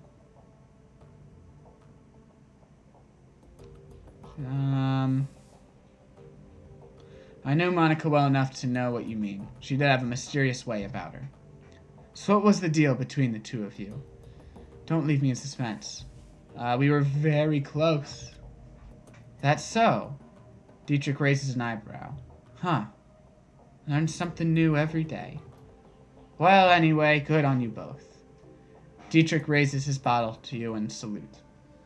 She was a wonderful woman, and I hope that your time together was happy.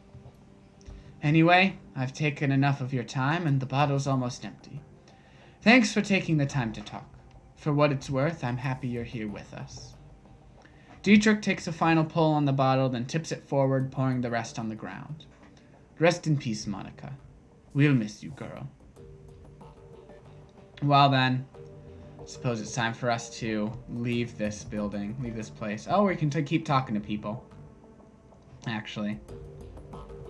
Can equip and stash things.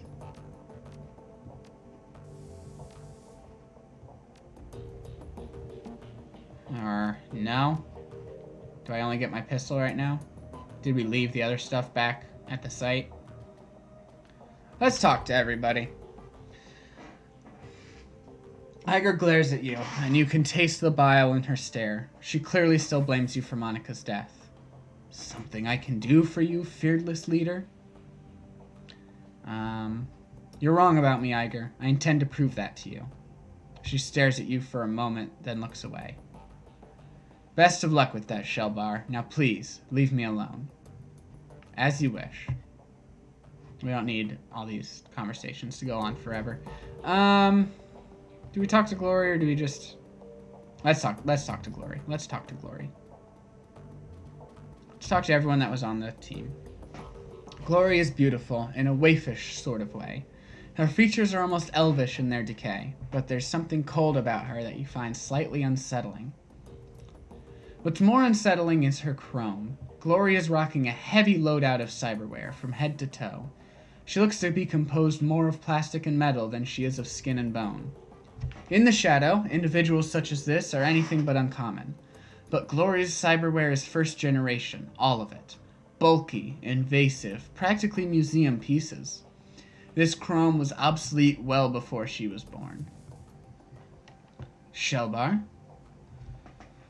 Glory shifts her gaze to you, but her expression is as cool and placid as always. Can I help you? Hey Glory, how are you holding up? Don't worry about me, I'm solid. You sure? You look like you're a million miles away. I'll be with you when it counts. Right now it doesn't. Any thoughts on what we should do next? Find our missing client, extract some answers. Beyond that, find another Decker. Monica won't be easy to replace. Best start looking now. I have a question for you, Glory, of the personal kind. I'm not big on sharing sport. Personal reasons. You understand, I'm sure. The edge in her voice tells you she's not interested in continuing this conversation. Of course, we all have our secrets, but if you ever want to talk, I'm here. Go. Alright, let's find our way out of here.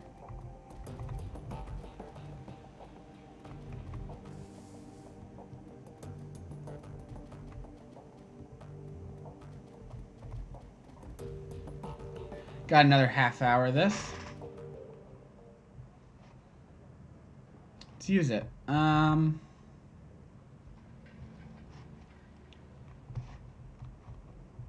talk to you. Malilt. Ooh, she's pretty. The dwarvish tech vendor smiles at you with practiced ease, her almond eyes twinkling with the glare from a dozen trid screens. She speaks in a clipped, heavily accented German. Welcome to the data haven. Can I help you with something? I need some tech. The Monte Scoto show me what you got. I'm in the market for something exotic. What kind of tech do you carry? I'm just trying to mind me. Anything and everything. Need a new deck? Some software, perhaps? I'm your girl. She taps a painted fingernail against the molded plastic of her data jack. Or maybe you're a rigger, like I am? Perhaps I can interest you in a new drone or two. It all sounds whiz to me. Let's see what you've got. Okay, I do not have a lot of Nuyen. I'll exit. I didn't know I was going like into a shop. Here, there was some dude over here. See if we can find the dude we're looking for. Before you stands a troll. Though it is a stretch to say he is standing at all. His great mass is barely held upright by two vintage prosthetic legs, along with a crutch under one arm. His body clicks and hums with every shift of his weight. Despite these disabilities, his eyes are sharp and calculating. I know you. If you know Monica. Sure, I know Monica. You one of hers, then? There's something you should know about Monica. Something happened to her on the run. Something happened to her on the run. How'd you know? It was written all over your face. I had a feeling. Besides, Monica almost always comes around after a run to check on everybody. She's long overdue, and now here you are in her place. So she's either severely wounded or outright dead. Which is it? I'm afraid she's gone. The grizzled troll nods grimly. The servos in his prosthetics complain as he lets loose a heavy sigh. Now that is a shame. She was a hell of a runner, that one. And a good friend. I'm Shelbar, by the way. Good to meet you, Shelbar. Name's Alexi Lane. What do you do here, Mr. Lane? Ache and groan, mostly, and try not to be a bother. I'll leave you be. Maybe Beckenbauer? I'm just looking for someone who can, like, tell me what way to go. At the sound of your approach, the orc turns to face you. He wears a severe expression, but there is kindness in his eyes. Guten Tag, Sister Orc. Is there something that I can do for you? Couldn't help but overhearing your conversation. I take it that you run a charity of some sort? He nods. Yes, it isn't much, but we do what we can. Such as? Give me specifics. He clears his throat, then begins to count off on his fingers. In the past several years, I've established a shelter where the dispossessed can sleep, a soup kitchen to feed the hungry, and a library for the people of Kreuzbasser to better themselves. It isn't much, I admit, but it's a start. A good start, Samuel. You mustn't be so hard on yourself. There are limits to what one man, even a determined man, can accomplish. This is true. He nods to the orc at his side. Thankfully, some of the residents that I've helped over the years have come back around to help me. I've got 15 assorted orcs and trolls from all around the Kreuzbasser working with me now. They help me man the soup line, stock the library shelves, and to do all of the hundreds of other little things that a community organization needs done every day. These extraordinary individuals are living proof that what we do here has value. They are my inspiration to continue forward. She beams at the compliment. From her body language, it's clear that she idolizes Beckenbauer. Now, did you have any more questions? If not, I will bid you good day. I don't wish to sound self-important or rude, but there are many pressing matters that demand my time. Are you accepting donations? Yes, of course. We're actually desperate for them. Truth be told, people seem more intent on taking care of themselves than they are in providing for the less fortunate. Of course, these concepts are not unrelated. As poverty rates increase, so does the crime rate. Assisting the needy increases the quality of life for all. Ain't that right, Samuel? In any event, our shelter has some basic needs that desperately need to be filled. The walls of the shelter are not insulated, and new blankets would go a long way towards keeping our guests healthy and comfortable. Ideally, we'd like to purchase some space heaters as well. With 250, we could make the purchase. Of course, I do not expect you, a relative stranger to our keys, to contribute that much. Whatever you could spare would be most appreciated. I'll give him 100. I could spare the money and you could clearly use it. Samuel accepts your donation with a smile. A fine donation. This will do a great deal of good. Thank you. You're welcome, Sam. Think nothing of it.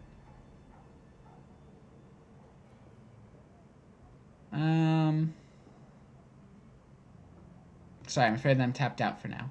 Very well, my friend. Thanks again for your help. If you see anyone in need, be sure to send them our way. We will do whatever we can to make their lives better. Let's talk about something else. Very well, if you wish, what would you like to talk about? No questions, I'm just passing by.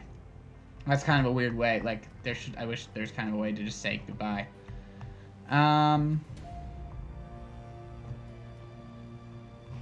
Is there like a, oh wait, is this tell me where I need to go? I think that, I was like, is there a thing that tells me my, like, what my path should be?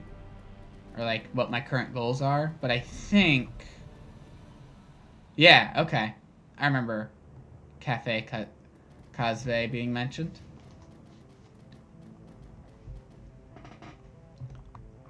I need to talk to you. Oh wait. Let's take a look at the menu board first. Why not? Today's special is Caramel Soykoff. I'll talk to Jan here first.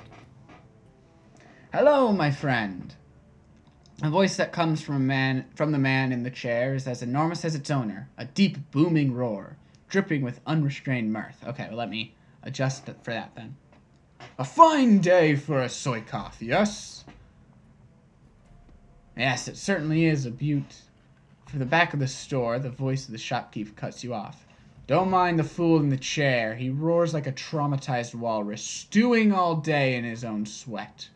The man behind the bar glares at Goldschmidt, his upper lip curled in disgust. I tolerate him only because he takes his Soykoff by the bucket. Goldschmidt responds with a raucous belly laugh. Apparently, he finds the shopkeeper's insults to be hilarious. Ah, Altug, meine Freundin, you are as quick-witted and sharp-tongued as ever. I bow to you. If you wouldn't mind... Once again, the shopkeep comes in. To bow to me, you would first have to vacate your chair. The shopkeep claps his hands together, clasping them in front of his chest. I shall summon a team of determined young men and an ox to assist with the task. With luck, you'll be on your feet by nightfall. Goldschmidt smiles up at you, his small eyes glittering. Enough of this senseless bickering. You have approached me for a reason, yes? Tell me, what can Jan Goldschmidt do for you? Why do you put up with those insults? Don't you have any pride? I put up with them because they amuse me. The fact that they amuse me infuriates my dear friend Altug, who in turn hurls more insults. Goldschmidt raises his Soykoff cup in salute. And thus the cycle continues. It is 2 years now that I've been your customer, yes, Altug? 2 years of Soykoff and strained patience, yes. And I remain happy, and Altug makes money. An ideal business relationship. That all sounds perfectly healthy. Take care, Jan. Goldschmidt gives you a deep nod, his jowls quivering. Until next time, my friend. I like him. Alright, let's talk to Altug. The man behind the counter looks right past you and at the dog following close behind. Dante! I will fetch his water dish, and perhaps a coffee for our friend here. Yeah, why not? Soy coffee black. The Turk looks disgusted. Very well, a soy cough. He tisks to himself. Ah, I pronounced it wrong. Obviously.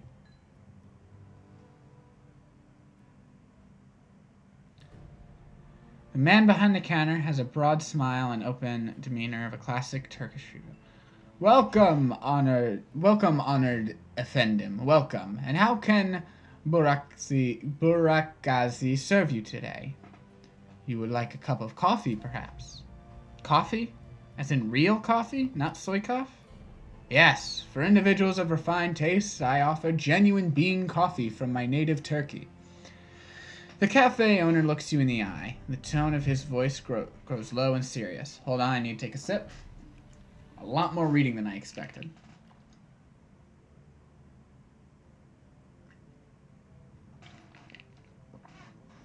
This is a top-shelf item, my friend, and not for the general public. Only for those few discerning connoisseurs who can properly appreciate it. I think I'm the sort who can appreciate it. Tell me about the Turkish coffee. It is hand-picked by my family in Turkey, a true delicacy of the sixth world. This was considered a luxury even before the awakening, when bean coffee was everywhere, every street corner, they say. Burakazi leans in close, lowering his voice to a conspiratorial whisper. Long hours in the shop have perfumed his body with the commingled scents of coffee, incense, and applewood tobacco. Trust me, if your coffee experience has been limited to soy coffee, you must not deny yourself this opportunity. You will see God. All right, you sold me. How much? This is a specialty item, delivered at some cost. I cannot part with it for less than 50 noyen a cup. 50 noyen for a cup of coffee? Too rich for my blood. As I said, these items are not for everybody. Was there something else that interested you?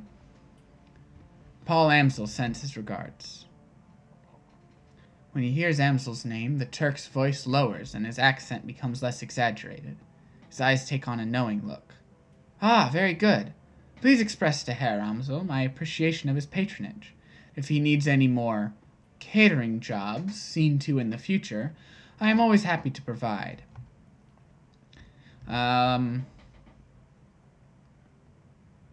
He tells me you're developing the menu for a friend of his. He tells me you're developing the menu for a friend of his now. Herr Winters, I believe? I want to hear all about it. Yes, of course. Oh, wise one. Kami, come. A young woman bustles in from the back room. Her gum chewing is loud enough to hear over the noise of the coffee grinders. Burakazi spits something out in rapid-fire Turkish. Oh. Ooh. As you wish, uncle. I will see to it right away. I love her whole look. Okay. Kami offers you a shy grin, snaps her gum, and hurries back into the room that she came from.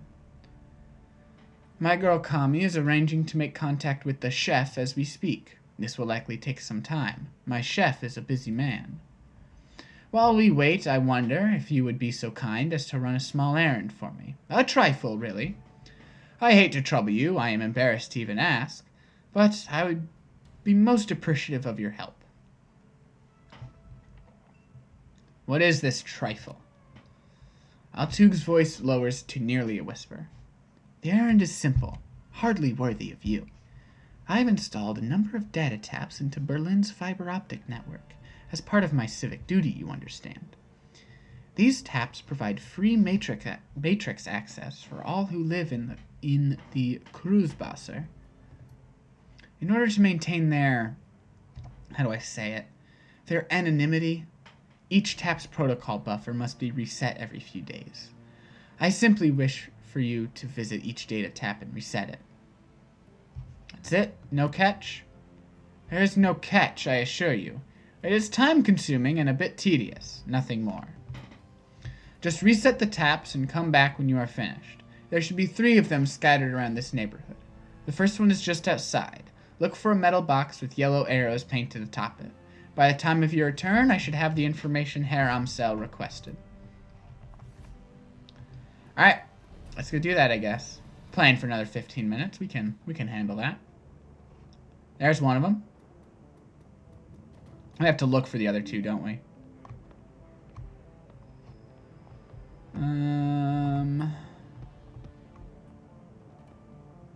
Well, hello there.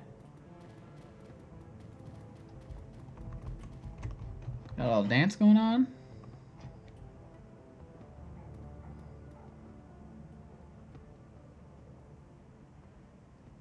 I'll toss a single into the bag.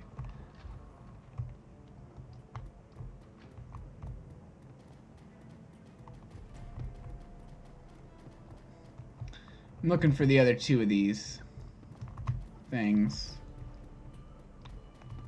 Should just be able to like get into like a close enough area of it and see it.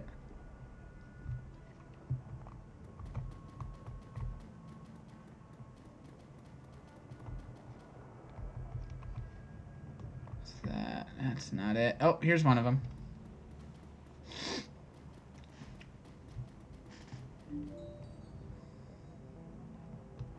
Alright, one more.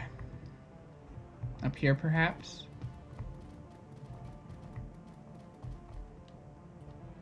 Well, let's examine this statue. Phone is ringing. Bizarre monument towers before you. At the top of the pedestal, the form of an angel stands, its outstretched wings looming over the small park. But the material is strange and uneven, giving the statue a cold, Frankenstein-esque appearance. It appears that the artist has welded this monument together from various metal scraps and pieces of junk. As you approach, a small, grimy monitor at the base of the statue flickers dimly to life. The grainy face of a smug young orc appears on screen. Hello there. I am Herbert Kunzel, the creator of this monument. What would you like to know? I'm gonna just step away. To answer this phone. An old, obsolete phone booth. It's ringing. Pick up the receiver. A monotone, pitch-adjusted voice begins speaking almost immediately.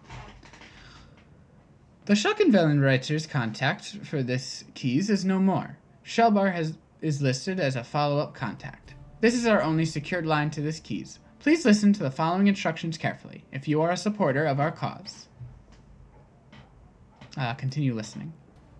We have phone booths in strategic locations throughout the city. Within each one, you may find a request posted for specific information. If you can obtain a copy of this information, return here and submit it via the port below the receiver. We will verify the authenticity of the information remotely and post an undoctored copy of it onto the Matrix ourselves. It is our stated goal for this information to remain free to all. However, you will be compensated for sought-after information returned to this location. The line goes silent. I'll keep an eye out. Hang up the receiver. Okay. Let's reset the data tap, and as you're resetting the data tap, you notice that someone has duct taped a small homemade receiver to the system. An earplug dangles from the receiver. Plug the earplug in your ear. Sound of heavy machinery makes it difficult to hear the words that are being spoken. After a moment, you find you can make out 2 distinct voices. A nasal woman who sounds like a heavy smoker, and a man who speaks in a high-pitched, breathy tone. I just heard, Monica, you need to verify. Good for us. Continue listening. A sound like a conveyor belt starting adds to the noise of machinery, and you can't make out anything else until it comes to a stop a minute later. Think our next step? Wait. He isn't ready to make a move yet. To be patient. See who steps up. Could be someone more. Continue listening. More conveyor belts start up. All you can hear is the sound of machinery. Continue listening. Some sort of motorized vehicle starts up, drowning out everything else. A bell rings loudly, again and again. It sounds like a telephone. You hear the sound of a door slamming shut, and the noise of machinery is suddenly muffled. There's a rattle of plastic, and the ringing stops. The nasal woman's voice can be heard again in a sing-song tone. Guten Tag, how may I help you? Her tone changes, becomes more businesslike. I heard. Silence. Yes, he knows. I told him it wasn't time to make a move yet. Silence. What do you think I am, an idiot? The council needs to meet again. Silence. I know. Getting everyone in the same room is challenging. Getting them to agree on a course of action is going to be even more challenging. From my perspective, the cruise bosser was only stable because of her. If she really is out of the way, well, we'll see, won't we? Silence. Yeah, I know. What can I say? Things go slow in the flux sometimes. You hear the sound of a door opening again, and the cacophony of machinery fills the line. You can't make out anything more. Walk away. Alright. Let's get back over to the cafe.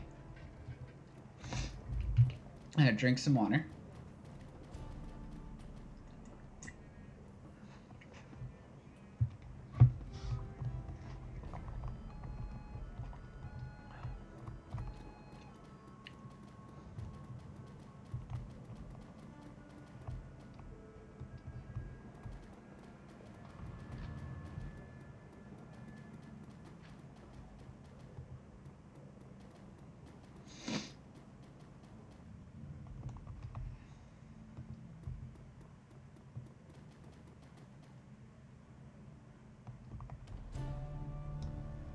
There you go. Altuk smiles at you from behind the counter. Welcome back, honored Effendim. How may I serve you? I finished with your little trifle, Herr Burakazi. Ah, very good. I assume you had no difficulties? Difficulties? No. One of the taps had been modified a bit, though. Someone was using it as a surveillance device. He laughs. Of course they were. I'd be surprised they weren't. This is Berlin, after all. In the flux, everyone spies. If you do not spy, how will you know who is in power, and who will be in power next? If you are to stay here, Effendim, you must get used to it. Who enters the Turkish bath will sweat, as my uncle Tademir always says. Nevertheless, I shall have one of my people look into it. Wait, there's more. I listened in on the tap and heard something. Might be important. He eyes you closely, amused. Oh ho, tell me, O listener at keyholes, what did you hear on this surveillance tap you found? I couldn't make out much, a nasal woman and a high-pitched man. They seemed pleased Monica was out of the picture. The Turk's face falls. News travels fast in Berlin.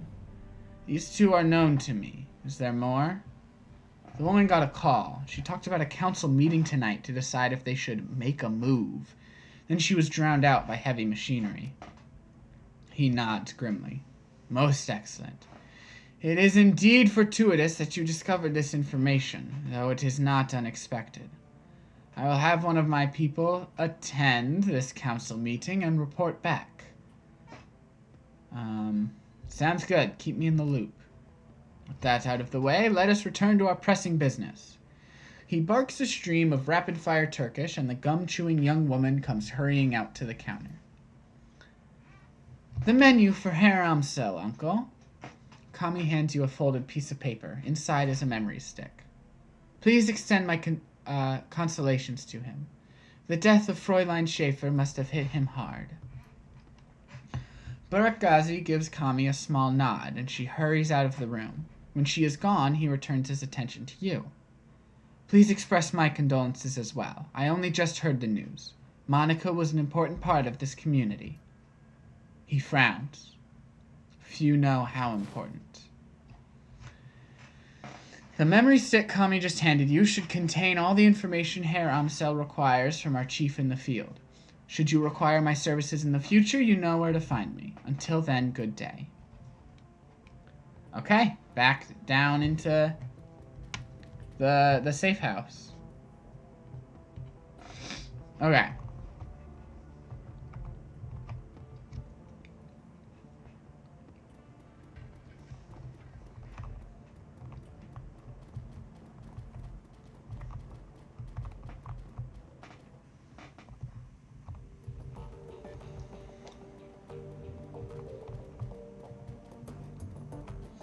We'll go for another 5 minutes or so. So probably like whatever this conversation is, and then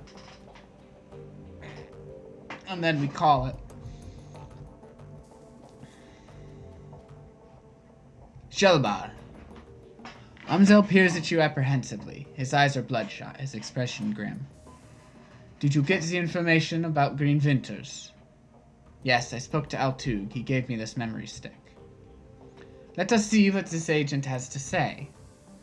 Amzel snatches the memory stick from your hand and slots it into his computer terminal. He navigates a series of command line menus and a wall of amber text floods the screen. Amzel scans it, mouthing the words as his eyes flit back and forth. Burakazi's agent tailed the Green Winters to a hotel in a cesspool of a keys called Dragonfall. The hotel is actually called Das Kesselhaus. It is a renovated factory nestled deep in the heart of the Dragonfall. It appears that Winters is holed up there. Recently, there was some contention between two gangs over control of this neighborhood. Due to the gang violence, the agent refused to follow Winters inside of the hotel, but he confirms that he is still inside. Well, what are we waiting for? Iger slings her rifle over her soldier with a single spare motion. Gear up, people, we have a hotel to raid. Glory and Dietrich pause, exchange looks with Paul. Just a moment, Iger. Amzel rises from his chair, drawing himself to full height. Even so, he has to crane his neck to look her in the eye. You are an excellent soldier, and nobody questions your competence in the field. Your loyalty to this team is equally commendable. That said, we still believe that Shelbar is the right choice to lead this team. There's a long pause before Iger speaks. When she does, her voice comes out dull and flat. What? Don't mistake this decision for a reprimand. Monica considered your contributions to the team to be invaluable. But we all know that she wasn't comfortable putting a soldier in charge. Iger speaks through clenched teeth. Her words are measured, but her expression is livid. This is unbelievable. You want to put the rookie in charge. Again. She shakes her head. Don't you people learn from your mistakes? Shelbar is the reason we're still alive, Iger. She kept us together. She let us out of there in one piece. Making her your #1 girl. She sounds tired, resigned, but above all, disappointed.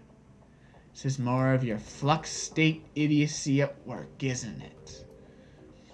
Dietrich reaches out, puts a hand on her shoulder. It's what Monica believed in.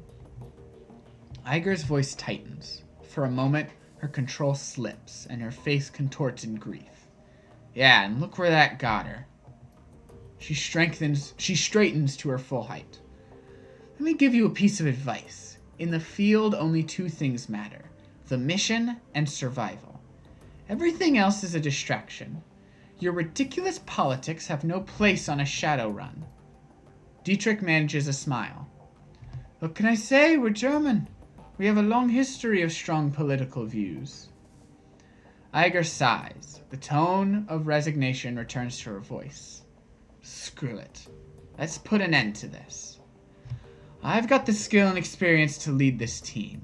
Shelbar, on the other hand, was appointed by Monica as a joke. If you'd rather she take the lead, I'll abide by that. But I want to hear each of you say it. I have no quarrel with you, Iger. I'll do as the group wishes. You stay out of this. She stabs an armored finger into your chest. Hard. The moment she raises her hand to you, Dante's ears lay back and he lets out a low growl. Reflexively, she takes a half step back. I think we've heard what Dante has to say. As for my part, Shelbar saved our lives back there. You may not believe it, but she did. The way I see it, that means I follow her lead a while longer. Glory's voice is uncharacteristically gentle. I trust in Monica's judgment. Therefore, I trust in Shelbar's judgment. The decision is finished, Iger. Amzel speaks softly, but his tone is firm. Shelbar will take Monica's place as the leader of this team.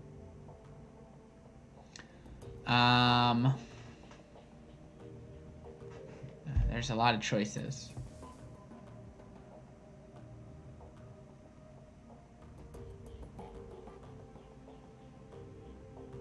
Monica's death deserves vengeance. I intend to see it done, I think is the best choice here. He nods. There's a dangerous glimmer in his eye. Understatement of the year, Shelbar. Someone's gonna pay. And pay hard. Glory nods in agreement. Iger looks from Dietrich to Glory to Amzel. Finally down at Dante. Then she sighs. All right, fine. She shakes her head in exasperation. Her voice is heavy with defeat. Looks like the rookie's in charge. Again. We can talk about this more later, Iger.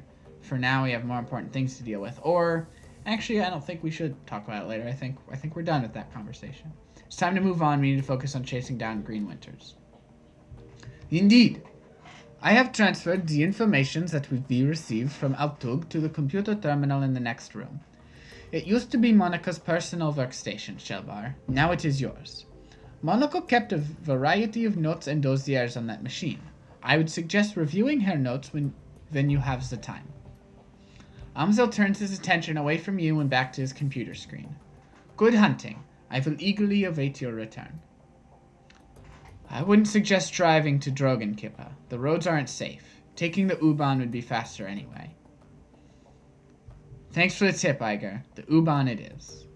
Iger nods, then turns to check her equipment. The rest of the group disperses in turn. Alright, well... Oh. You now command a team of Shadowrunners, and traveling to new mission locations, you'll be able to choose which members of your team to bring and modify their loadout for the run. When members of your team become permanently incapacitated on a mission, they'll be automatically extracted for emergency medical care. They will be patched up and ready for action the next time you return to your safe house. Avoid this loss of firepower by always carrying some Bumona trauma kits into the field. These can be purchased at the Street Doc's office in the Cruise Bazaar.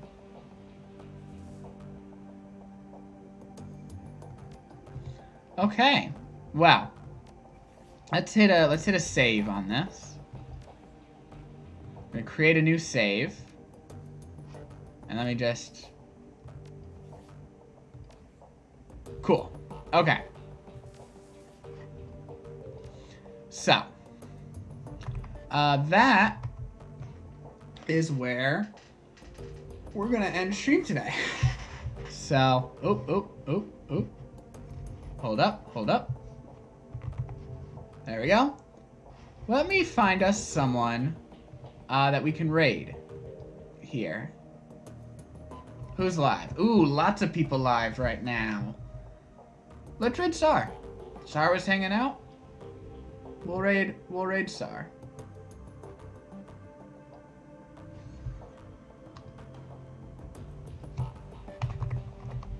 I gotta say, I did like this game. Before I send this raid out, I did like this game more than I thought I would.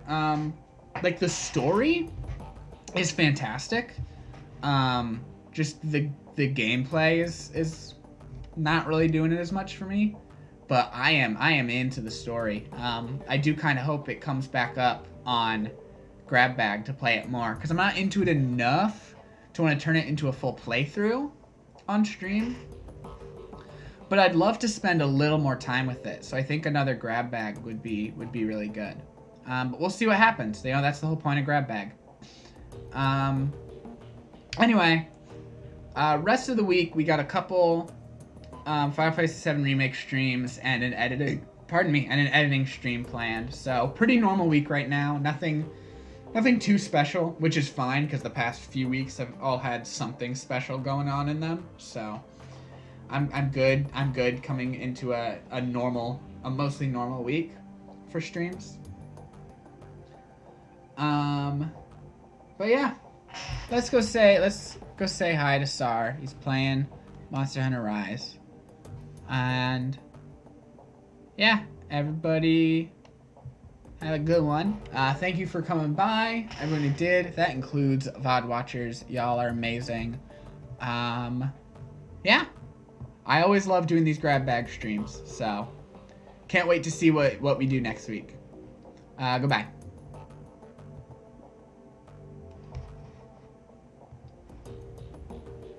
And what you want to do is deplete your sharpness bar, whatever the transformation bar, whatever it is, right, to get as many sword attacks in. And basically, just before you run out of it, you do it, even if you're not fully with it, right? Oh, hey, what's going on? How you doing? Thanks for that. I appreciate it. And then if you do that, like you're maxing out the charge, the vial or whatever, right? Exactly. And then like also like whenever it's like stunned, you should just do it, right? Like it's one of those things where like the way Pingu explained is like, no, you never do it unless your vial's full. Like that doesn't make sense.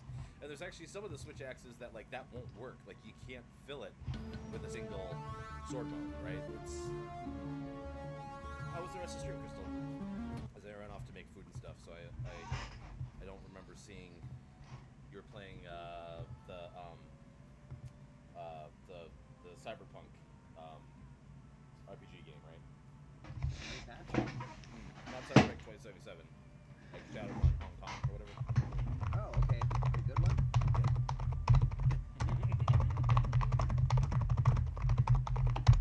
I own those games, but I have not played them yet. Fair. Just add it to the backlog, they say.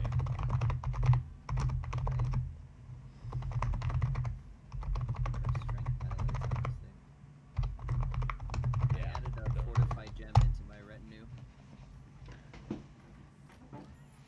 feel like I might start fainting soon. Yeah. Caught one against Mizu because I got too greedy.